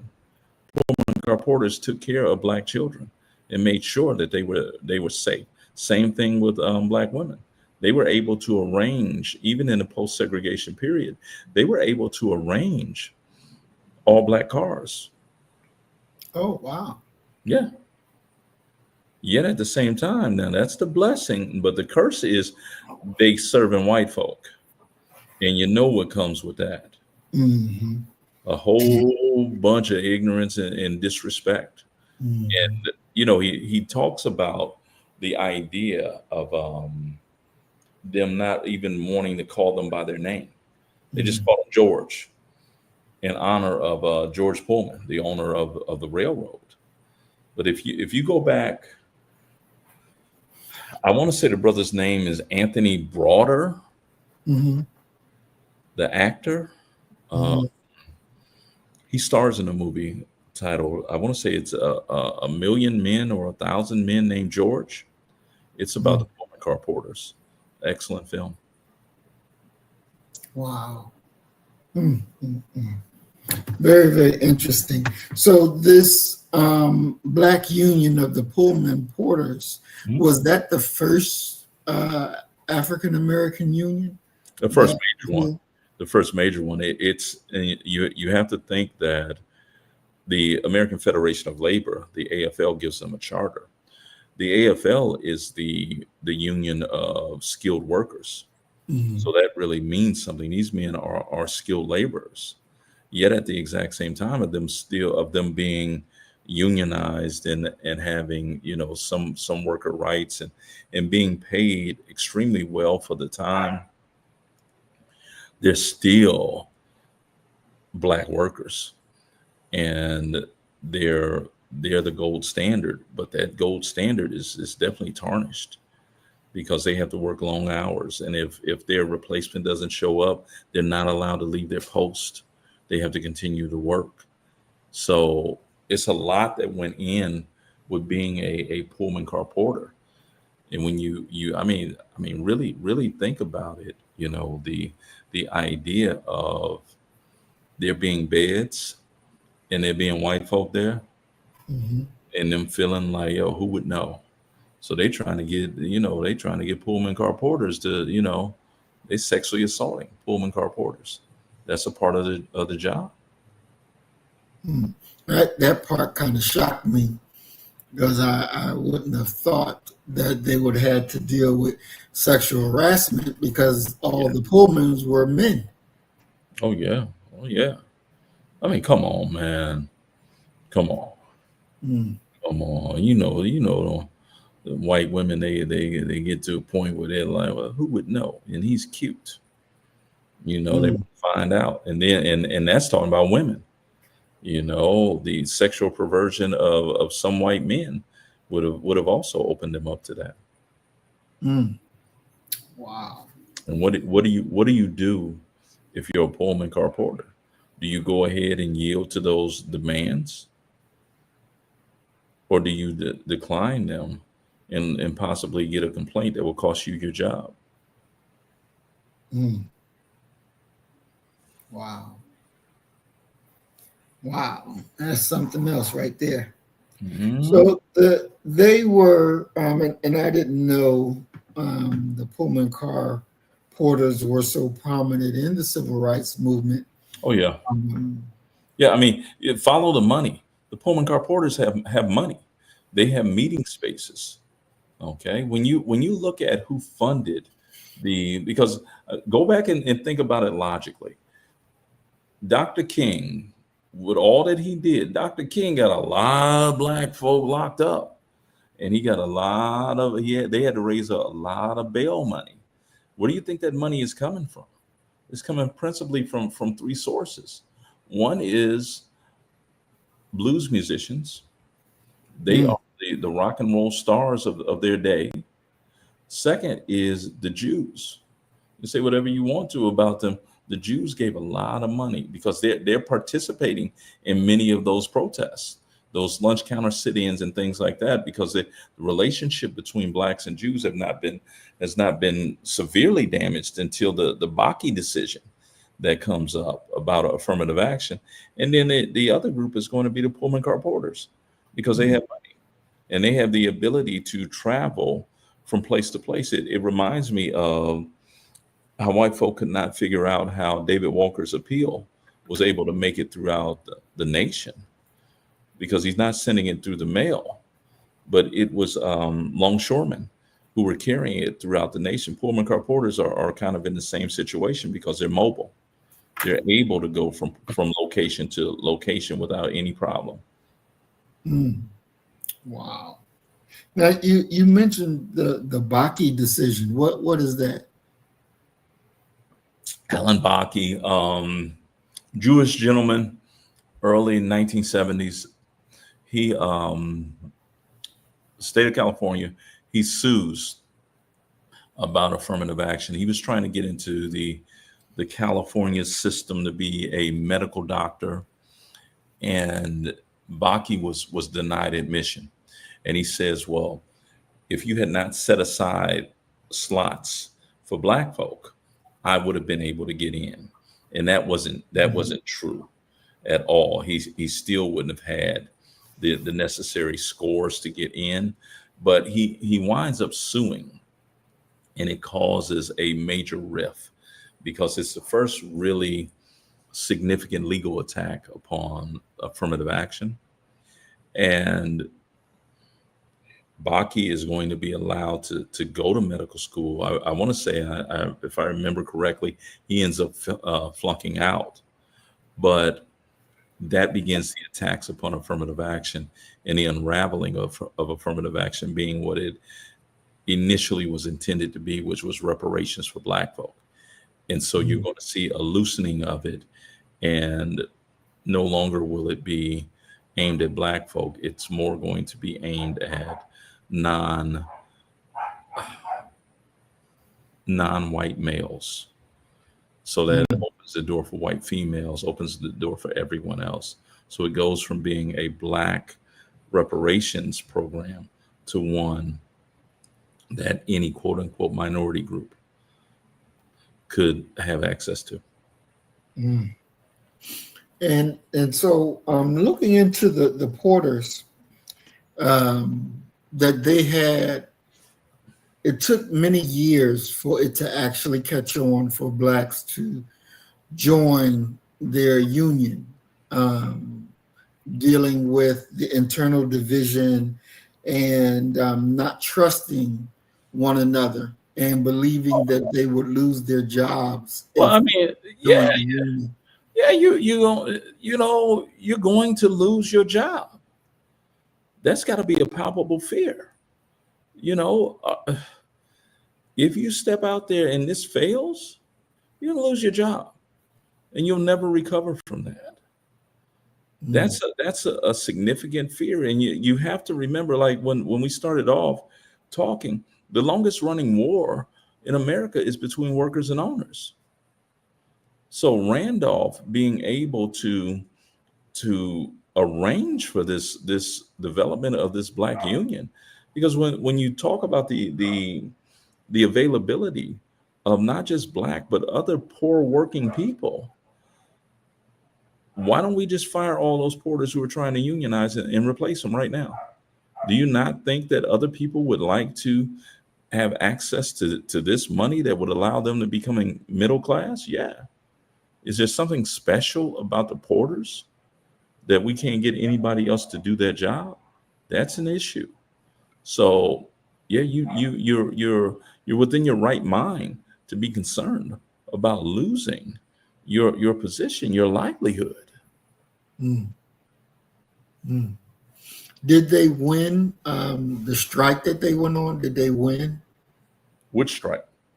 I don't know. He just said that they had a strike. I forget the year.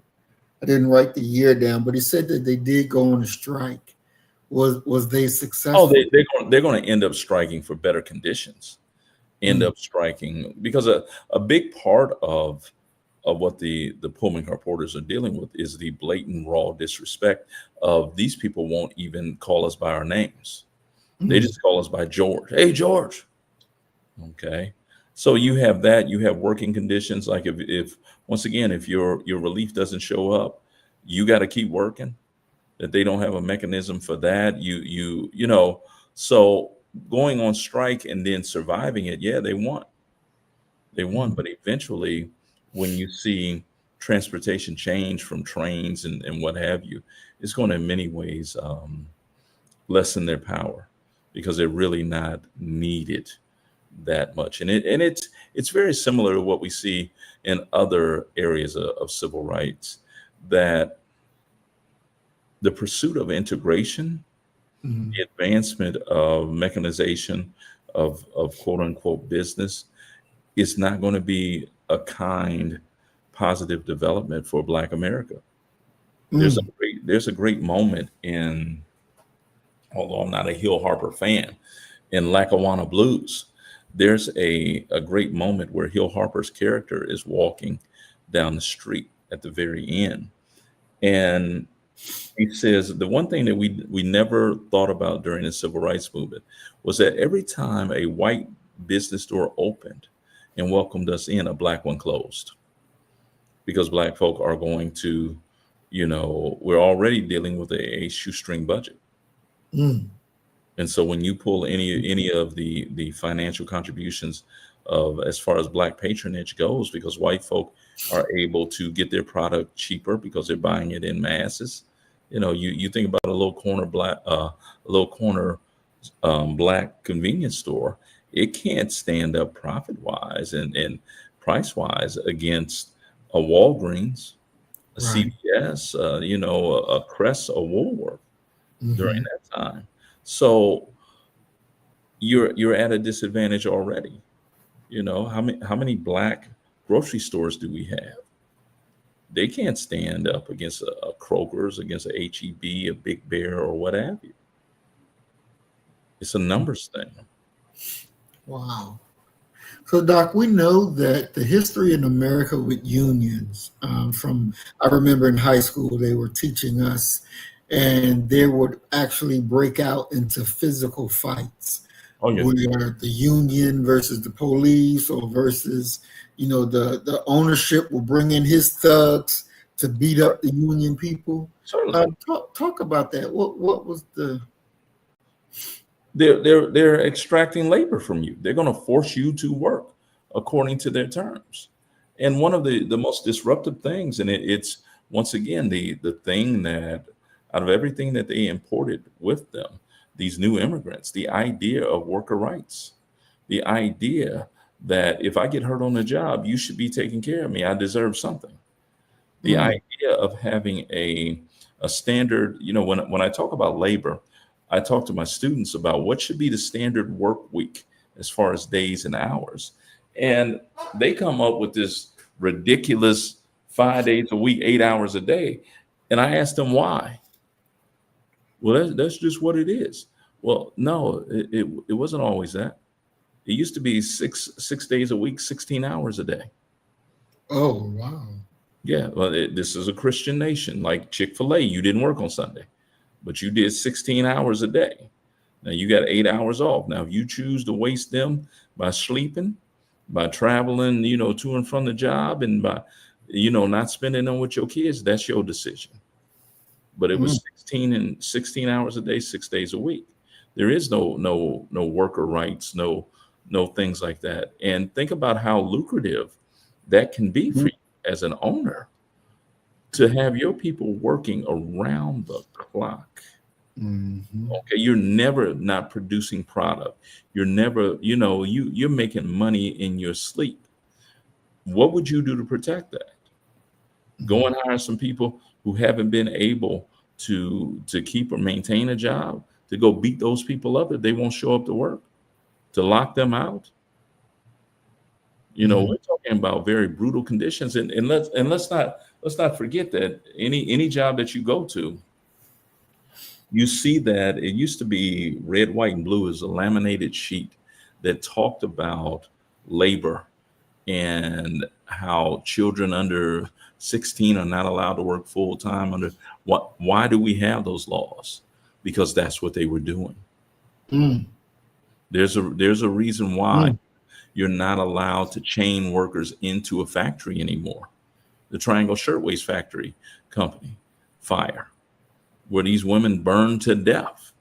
What? Yeah, the Triangle Shirtwaist Factory, fire. They were, like a halter top. That's what they were making. And you think about how dusty and how much lint is surrounding textiles, the production of clothes. They utilize kids. Like if the machine got stuck, take a little rascal, put him up inside the machine and have him work out until the snag was gone. But the ownership was so concerned about the bottom line profit and not wanting any of their product to be smuggled out. They didn't want to be Bowling Green, where Bowling Green, Kentucky, is where Fruit of the Loom is made. And if you go to a Black community in Bowling Green, you would see nothing but Black kids with like Fruit of the Loom shirts and underwear, because their parents had to smuggle them out. Well, with the Triangle Shirtwaist Factory company, the owners decided that what they would do is they would lock the doors. They chain the doors locked, but from the outside. So no one inside has a key to open the door. Okay. Oh, wow. Never thinking that it could catch on fire. And it's in what for their times would have been considered a high-rise building. So a fire breaks out. They can't get out the door. They can't get the chains. They can't get to the lock. Okay. And because it's in a high rise, and this is sort of how you see laws being made to address certain issues, the idea of necessity being the mother of all invention. You're gonna see a rule that factories can no longer be put into high rise buildings, because when the fire breaks out and the fire company comes and tries to put the fire out, they can't reach the building. They can't reach the floor. Their elevator, their ladders don't go up high enough. Wow. So now these people are inside this factory basically cooking. Oh my God. And the dilemma that is facing them is a hell of a dilemma, man. Okay. Would you rather just cook inside of that building? Or are you going to break the glass and feed the fire fresh oxygen? They wind up breaking the glass, increasing the fire. Mm, They mm, didn't have a choice. And so we have this moment where the men who are working there are standing on the window ledge, and they are letting, because the majority of workers in the Triangle Shirtwaist Factory Company are women.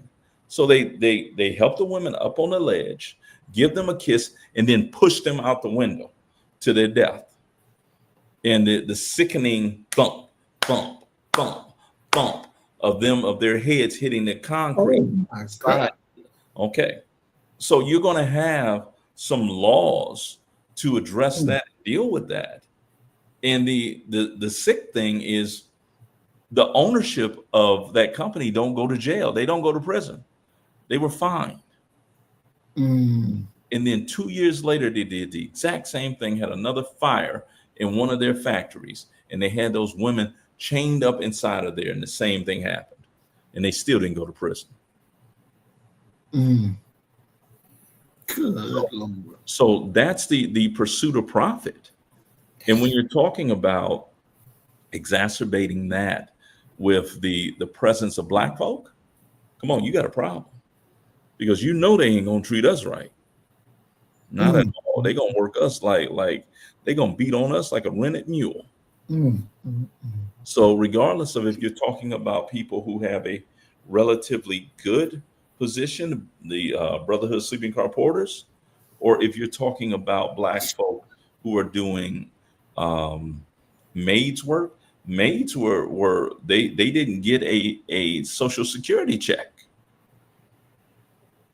Mm. It's what it is. They created those rules. They created this system that if Black folk are doing this, it's going to be different rules in regards to how they're going to be treated. And what do you do with that? The only thing that you can do is sort of either kill the people who are making these rules, which you're not going to do, or get politically organized to the point where you're electing people to go in there and create a different set of rules that would benefit you. It's I understand the resistance to voting.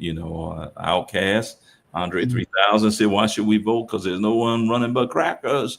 But if you don't vote, if you're not fighting these people at every turn, at every moment, you're doing a disservice to the movement. Definitely. Wow. Doc, when we look at the deindustrialization of major cities like Detroit, is it an accidental economic shift, or was it a strategic move that intentionally disfranchised the Black community and other communities? It's the advancement of capitalism. That's just what it is. You look at those cities, not only are you going to see the factories leaving, you're seeing those cities go bankrupt. They're municipal governments. This isn't aimed at doing Black folk in necessarily. It's aimed at, can we take this company and move it to Bangladesh, where there are no labor laws, no worker rights and what have you? How much money could we make? And that's the dilemma that American industrialization, American labor is facing to this very day. How do you fight back the ability to pursue profit around the globe? There is no way for you to beat that back. The idea of nationalism, of patriotism, has no role in business. Not if you're seeking a profit. If you ever watch the show Shark Tank, sometimes you'll have a white, they're usually white, who will come out and say, well, my product is going to be an American product, because they want to employ the people in their little small town. And the sharks invariably say to them, have you considered, sending it overseas? Because they know that you can get the labor so much cheaper if you do it overseas. That American companies and American workers are, by and large, they're fighting a fight with one hand handcuffed behind them because of labor laws, because of worker rights and what have you. America transitioned in the 1970s, 1980s from being a producing industrial economy to a service economy. And it's the reason why you're seeing so many women seem to have the upper hand and be advancing right now, because those days of a young man being able to come through, like my hometown, we had a steel mill and a General Motors plant. You could rest assured that if you graduated from high school, you could go out to the mill and you could work forever. Okay, those days are gone. The General Motors plant is gone. The steel mill is only employing 8 to 10% of the workers that, number of workers that it used to. Those days are gone. Physical strength and brawn and labor is no longer valued, to be honest with you. And one could argue with the introduction of machines and hydraulics that a woman can do a job in a factory better than a man, because their hands and their joints are smaller and they're able to get into tight spaces. And it's not like they're turning a Phillips screwdriver anymore or a wrench. They have a machine that'll do that. So the idea of brawn and muscle being able to help you, maybe as a sanitation expert, but in a factory, those days are gone. And so that's where we are as a nation and as a race. And for Black workers, for the Black community, when you have a situation where a race uses as one of its two qualifiers to be marriageable, being a provider, Right. and work has disappeared, that person's not even marriageable anymore. They're still going to be having sex. They're still probably going to produce some children and what have you. But they're really not marriageable. They're not able to take care of and provide for a family. And that's not a thing that was specifically aimed at Black folk, because the majority of industrial workers were white males, white working class males. And it's the reason why they're so easily duped into criticizing welfare and public assistance, even though they know that they're on it. Wow. They feel that they're exceptions because I'll work. I ain't like one of these lazy Blacks. I'll work. Well, that brother was working right next to you on the line. Right. But when you stoke the latent fears of racism and racial bias and discrimination, and you've been fed nothing but stereotypes your entire life, it's easy to activate those things. And that's what we've seen over and over again. It's one of the reasons why you don't have a strong labor movement here, because Black workers and white workers cannot put their own class and working interest ahead of racial anxiety and animosity. I'm still stuck at the part where you said the owners put locks on the building from the outside. Yeah. I mean, look at the Triangle Shirtwaist Factory. Yeah. Damn. Yeah, those women were burned. They were being cooked in there, and it's a hell of a dilemma. What do you do? Because if you break this window, that fresh oxygen is coming in, and that fire is going to breathe.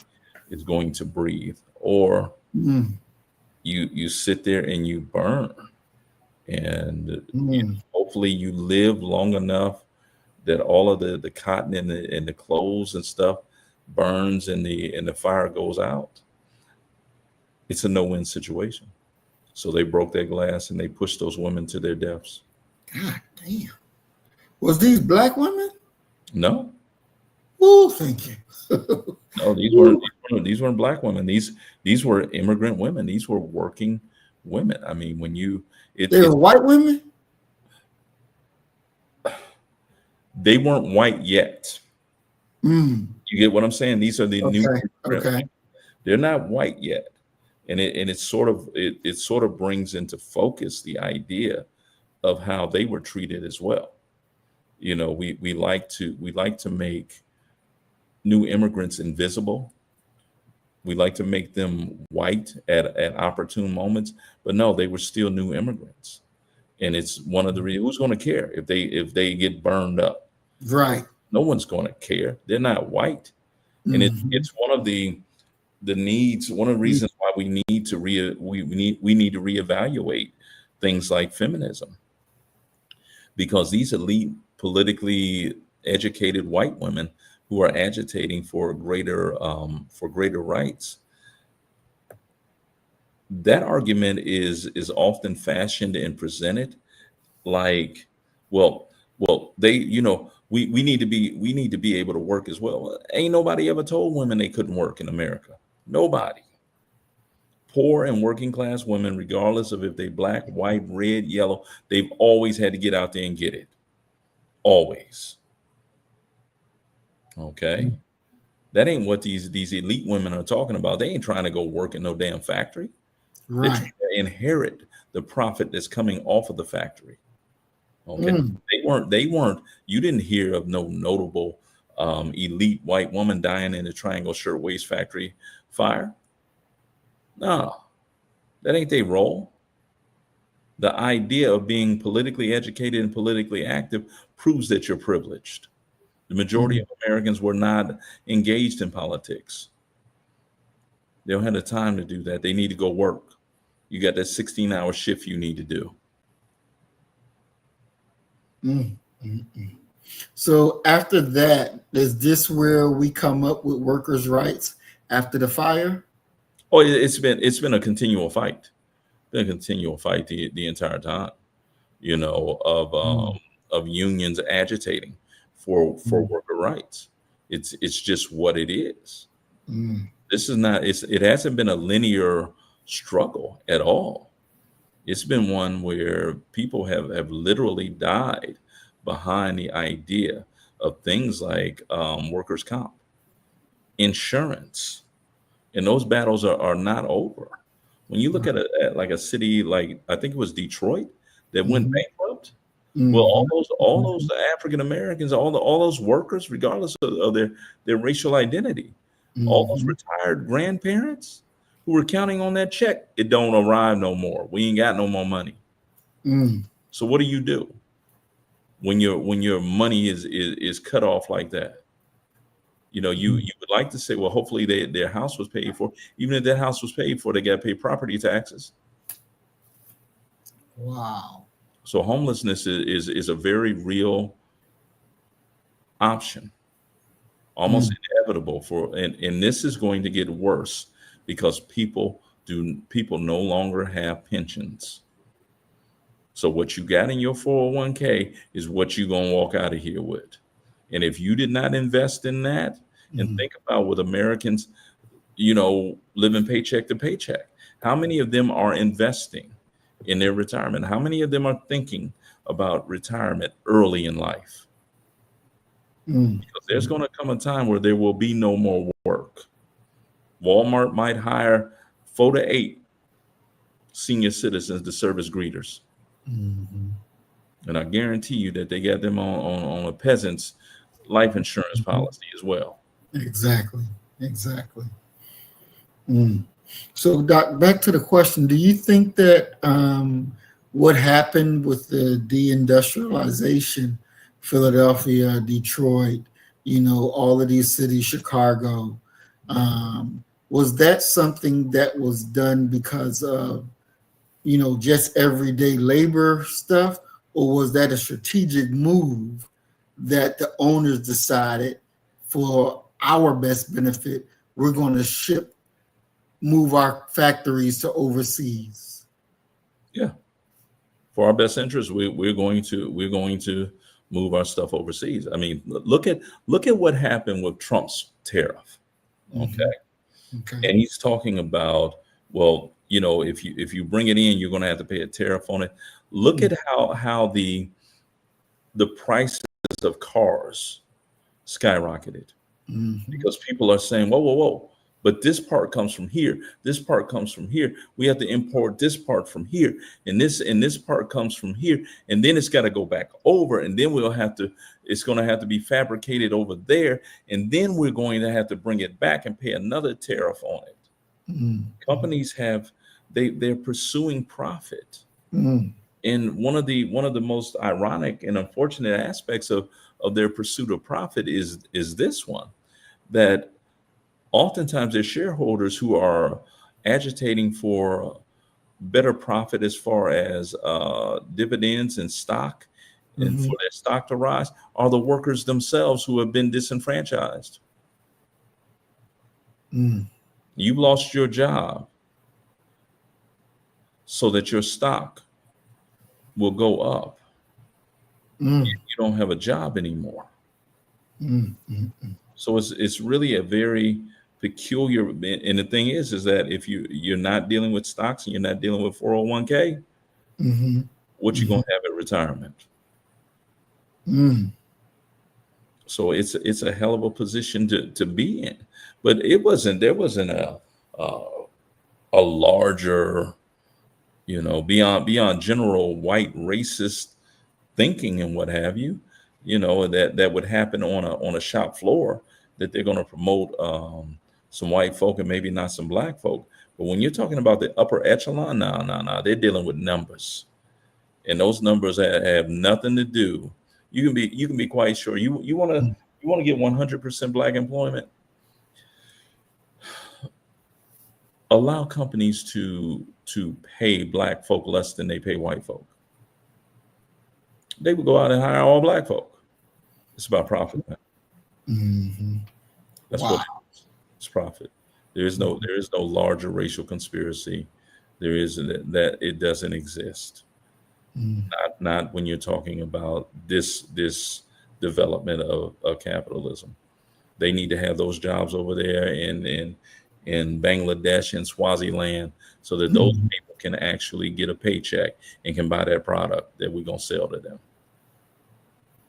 Wow. Yep. You know, the systematic destruction of these factory jobs. Mhm. Now we're dealing with AI coming in, and the more jobs people will be losing because of the advancement of technology. Where do you see this labor market going? And how will the everyday working poor be able to sustain themselves? Sustain themselves. Yeah. Yeah, they can't sustain themselves now. That's a whole different issue. They can't sustain themselves. You're going to get to a point where the U.S. government is going to have to make a very painful decision, and it is to give out compulsory checks to people to bridge the gap for them. Otherwise, you're going to be looking at Mad Max Beyond Thunderdome. You ain't going to be able to go outside because people are going to have to go get it, however they can go out there and get it. So they can't sustain themselves right now, and there's nothing that they can do. They're totally at the whim of greedy people, and that's just what it is. And when you're talking about the poor and the working class, and you're looking at them from a logical position and standpoint, let's be very clear that when black folk concede the inner cities, the central city areas, they're Mhm. really fucked, because now white folk don't even have to see them. You're Mhm. on the outskirts of the city, so they don't even have to worry about crime. Wow. They're going to do what it is that they want to do. And when I say white folk, I'm talking about the money managers for the elite. I'm not talking about poor and working class white folk. Mhm. They don't want them there either. Mhm.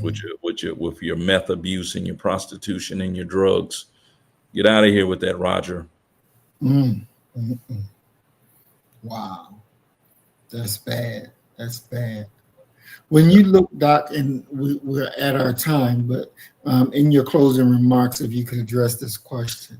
Mhm. Drawing from your experience in Black Power, what are the ideological and practical differences between demanding inclusion into someone else's system versus building your own? And do you feel as though that we as a people failed in that part of building our own? Okay. Once again, man, glad to be here. Love being here. Glad that we could get this one in today. The truth of the matter is that it's kind of unfair to say that Black civil rights leaders failed in their pursuit of integration, because quite simply, you had to become a first-class citizen in this nation to to do anything. Let's say that. However, let us also be very clear and say that our political leaders are not economic leaders. Black America has not done a very good job of diversifying its intellectual resources. We behave as if we're back still in the slave days. It's that great scene in Life Mhm. where Eddie Murphy begins to read the mail, and he says, Mhm. "Can none of y'all read?" And the only one in our community for so long has been the pastor, and he was sort of the jack of all trades. Well, people still do that to this day. They'll put someone behind a mic, they'll put someone in a podcast, and they'll ask them about economics. And the person doesn't have enough sense to just be like, "Yo, no, that ain't my lane. You should go get a finance expert, this or that." No, they'll sit there and they'll bullshit their way through it. Okay, so in many ways, what we're looking at is that we should have been focused upon entrepreneurship. We should have been focused upon developing what we had within our community. And even in doing that, very few of us, and you got to think with all the benefits and advantages that white folk have, you still only got Carnegie, Rockefeller, Ford, JP Morgan, Mm. a handful of cats who really Right. blew up. So if you get only a handful of white folk, you only gonna have one, possibly two black folk that can blow up. So Mm. as far as building something, we dropped the ball on that. We went and worked for white folk because we were able to get, some financial. We had to get some financial resources going, and it's just what it is. We had to go work for them. But our problem with going to work for them is oftentimes we went to work for them as employees and not as future entrepreneurs that paid attention to how the business was run 100% of the time.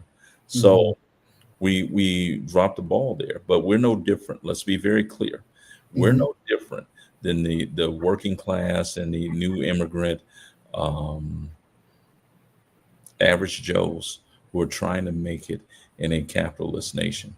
Far too often we are too harsh on black folk and say, "Well, how come we ain't built nothing?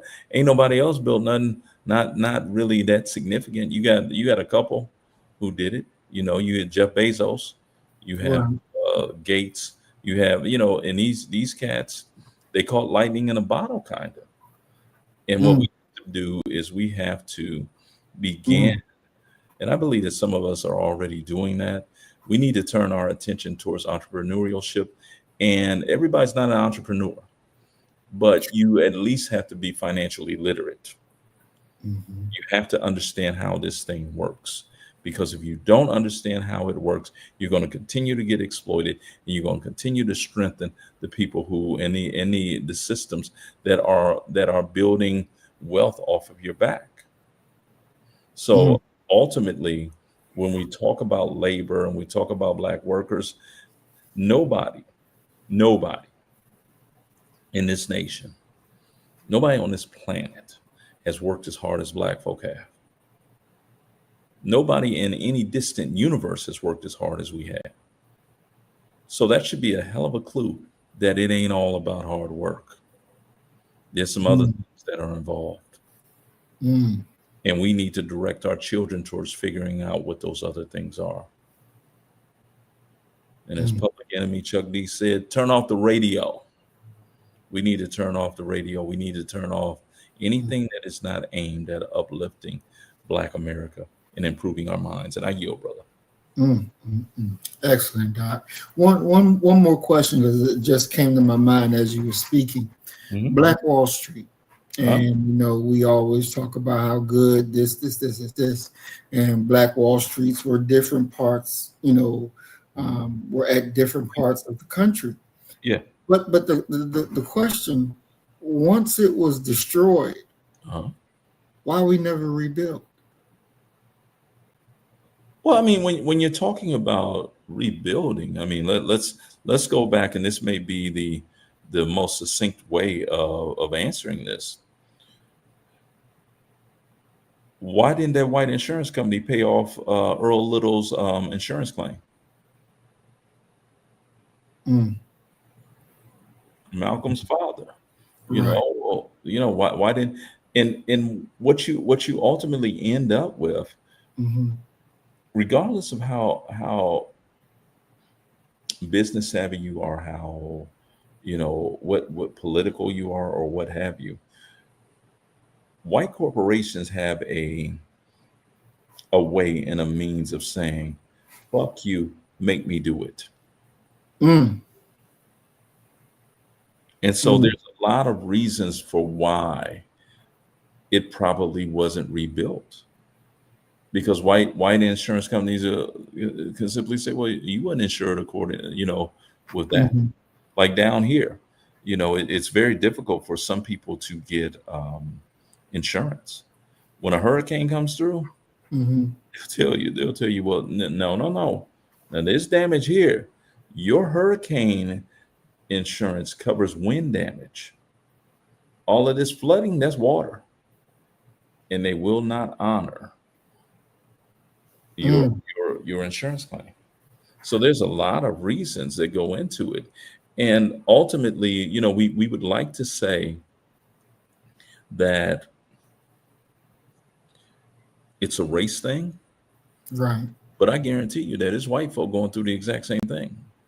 The insurance companies ain't gonna pay them. It ain't gonna honor, and it should point you towards the idea of de-emphasizing race, not being solely focused upon race, Mhm, and looking at the larger structures and institutions, financial institutions that are exploiting you. mm. But Doc, when you dealing with white folks, Hmm. poor white folks, Hmm. all they understand is race. Even though, because I remember Dr. King in Birmingham jail, he was telling the police, "Look, y'all suffering like us. Y'all should be on our side."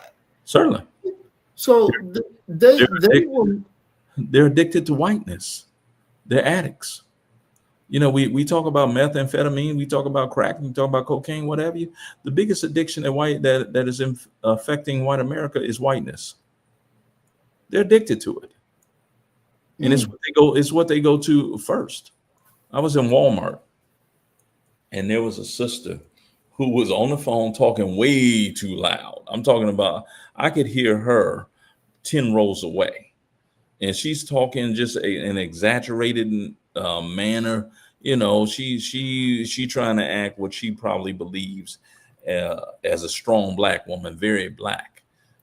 Fuck these people, I don't care, and she's screaming into the phone. Right, there was mm, a white lady who looked at me, and she says, it is just so sad to see somebody um, representing black people like that. And I know that all mm, black people are not like that. You know what I said to her?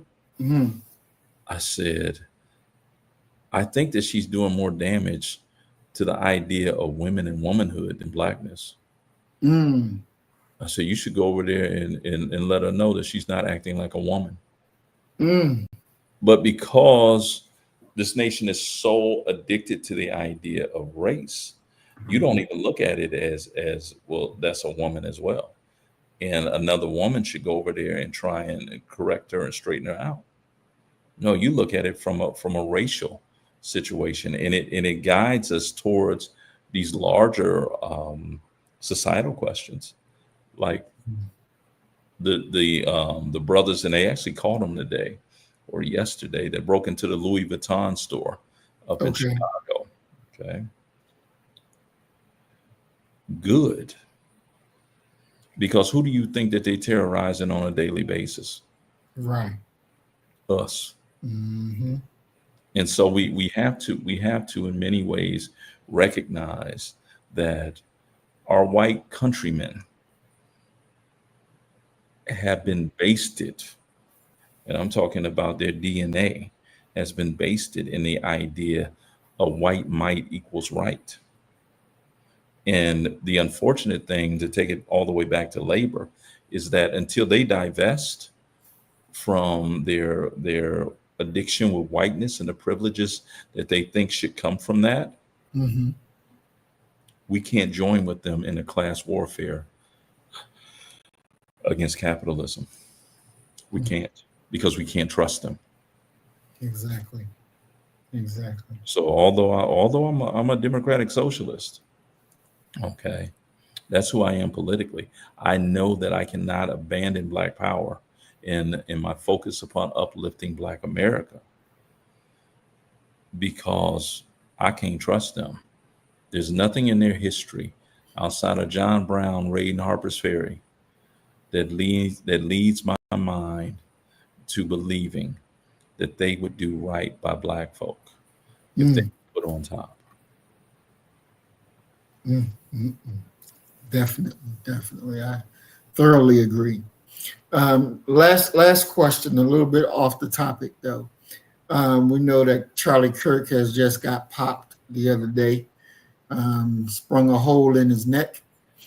Your buddy Umar Johnson came out and was saying that people should be feeling sorry for old Charlie boy. And it seems as though a lot of what Charlie was saying about fearing death because he was turning on the Israelis, that they were going to kill him one day. And now all of a sudden, he's dead. And Netanyahu has come out and said, we didn't have nothing to do with Charlie being murdered or anything like that. Doc, are we at a turning point? Many white folks believe we're at a turning point in American political life with the death of Charlie Kirk. I don't see that. What do you see out of it? I don't see that either. Mm-hmm. And that's all I'm comfortable with saying. I don't see that either. Mm-hmm. Definitely. All right. Well, we want to thank everybody that came out and stayed with us while we talked about this labor movement and understanding. I'm still that damn fire, boy. That still got me like, damn. You think these motherfuckers are savage, and then you learn something else, and it's like, damn, you are extremely savage. Yeah. You're gonna chain the people up in the business? Damn. Ain't no way. Only in America. I want to thank Twin Pyramid for coming out. Peace and blessings, Twin. We love you, bro. Brother Willie Rivers, peace and blessings, Brother Willie. We thank you for coming out. We love you, bro. And everybody else that's sitting back listening but didn't comment, thank you for coming out. We love y'all as well. And as we always say, you kill the nigga in you, I'm going to kill the nigga in me, and our God will reign supreme. We are Black First, today, tomorrow, and forever. Assalamu alaikum. Peace and blessings. Shalom. Peace. So you better get the message and get it straight. You're going to need some bridge work. It's simple as that. Because we're living in judgment. We're living in implementation.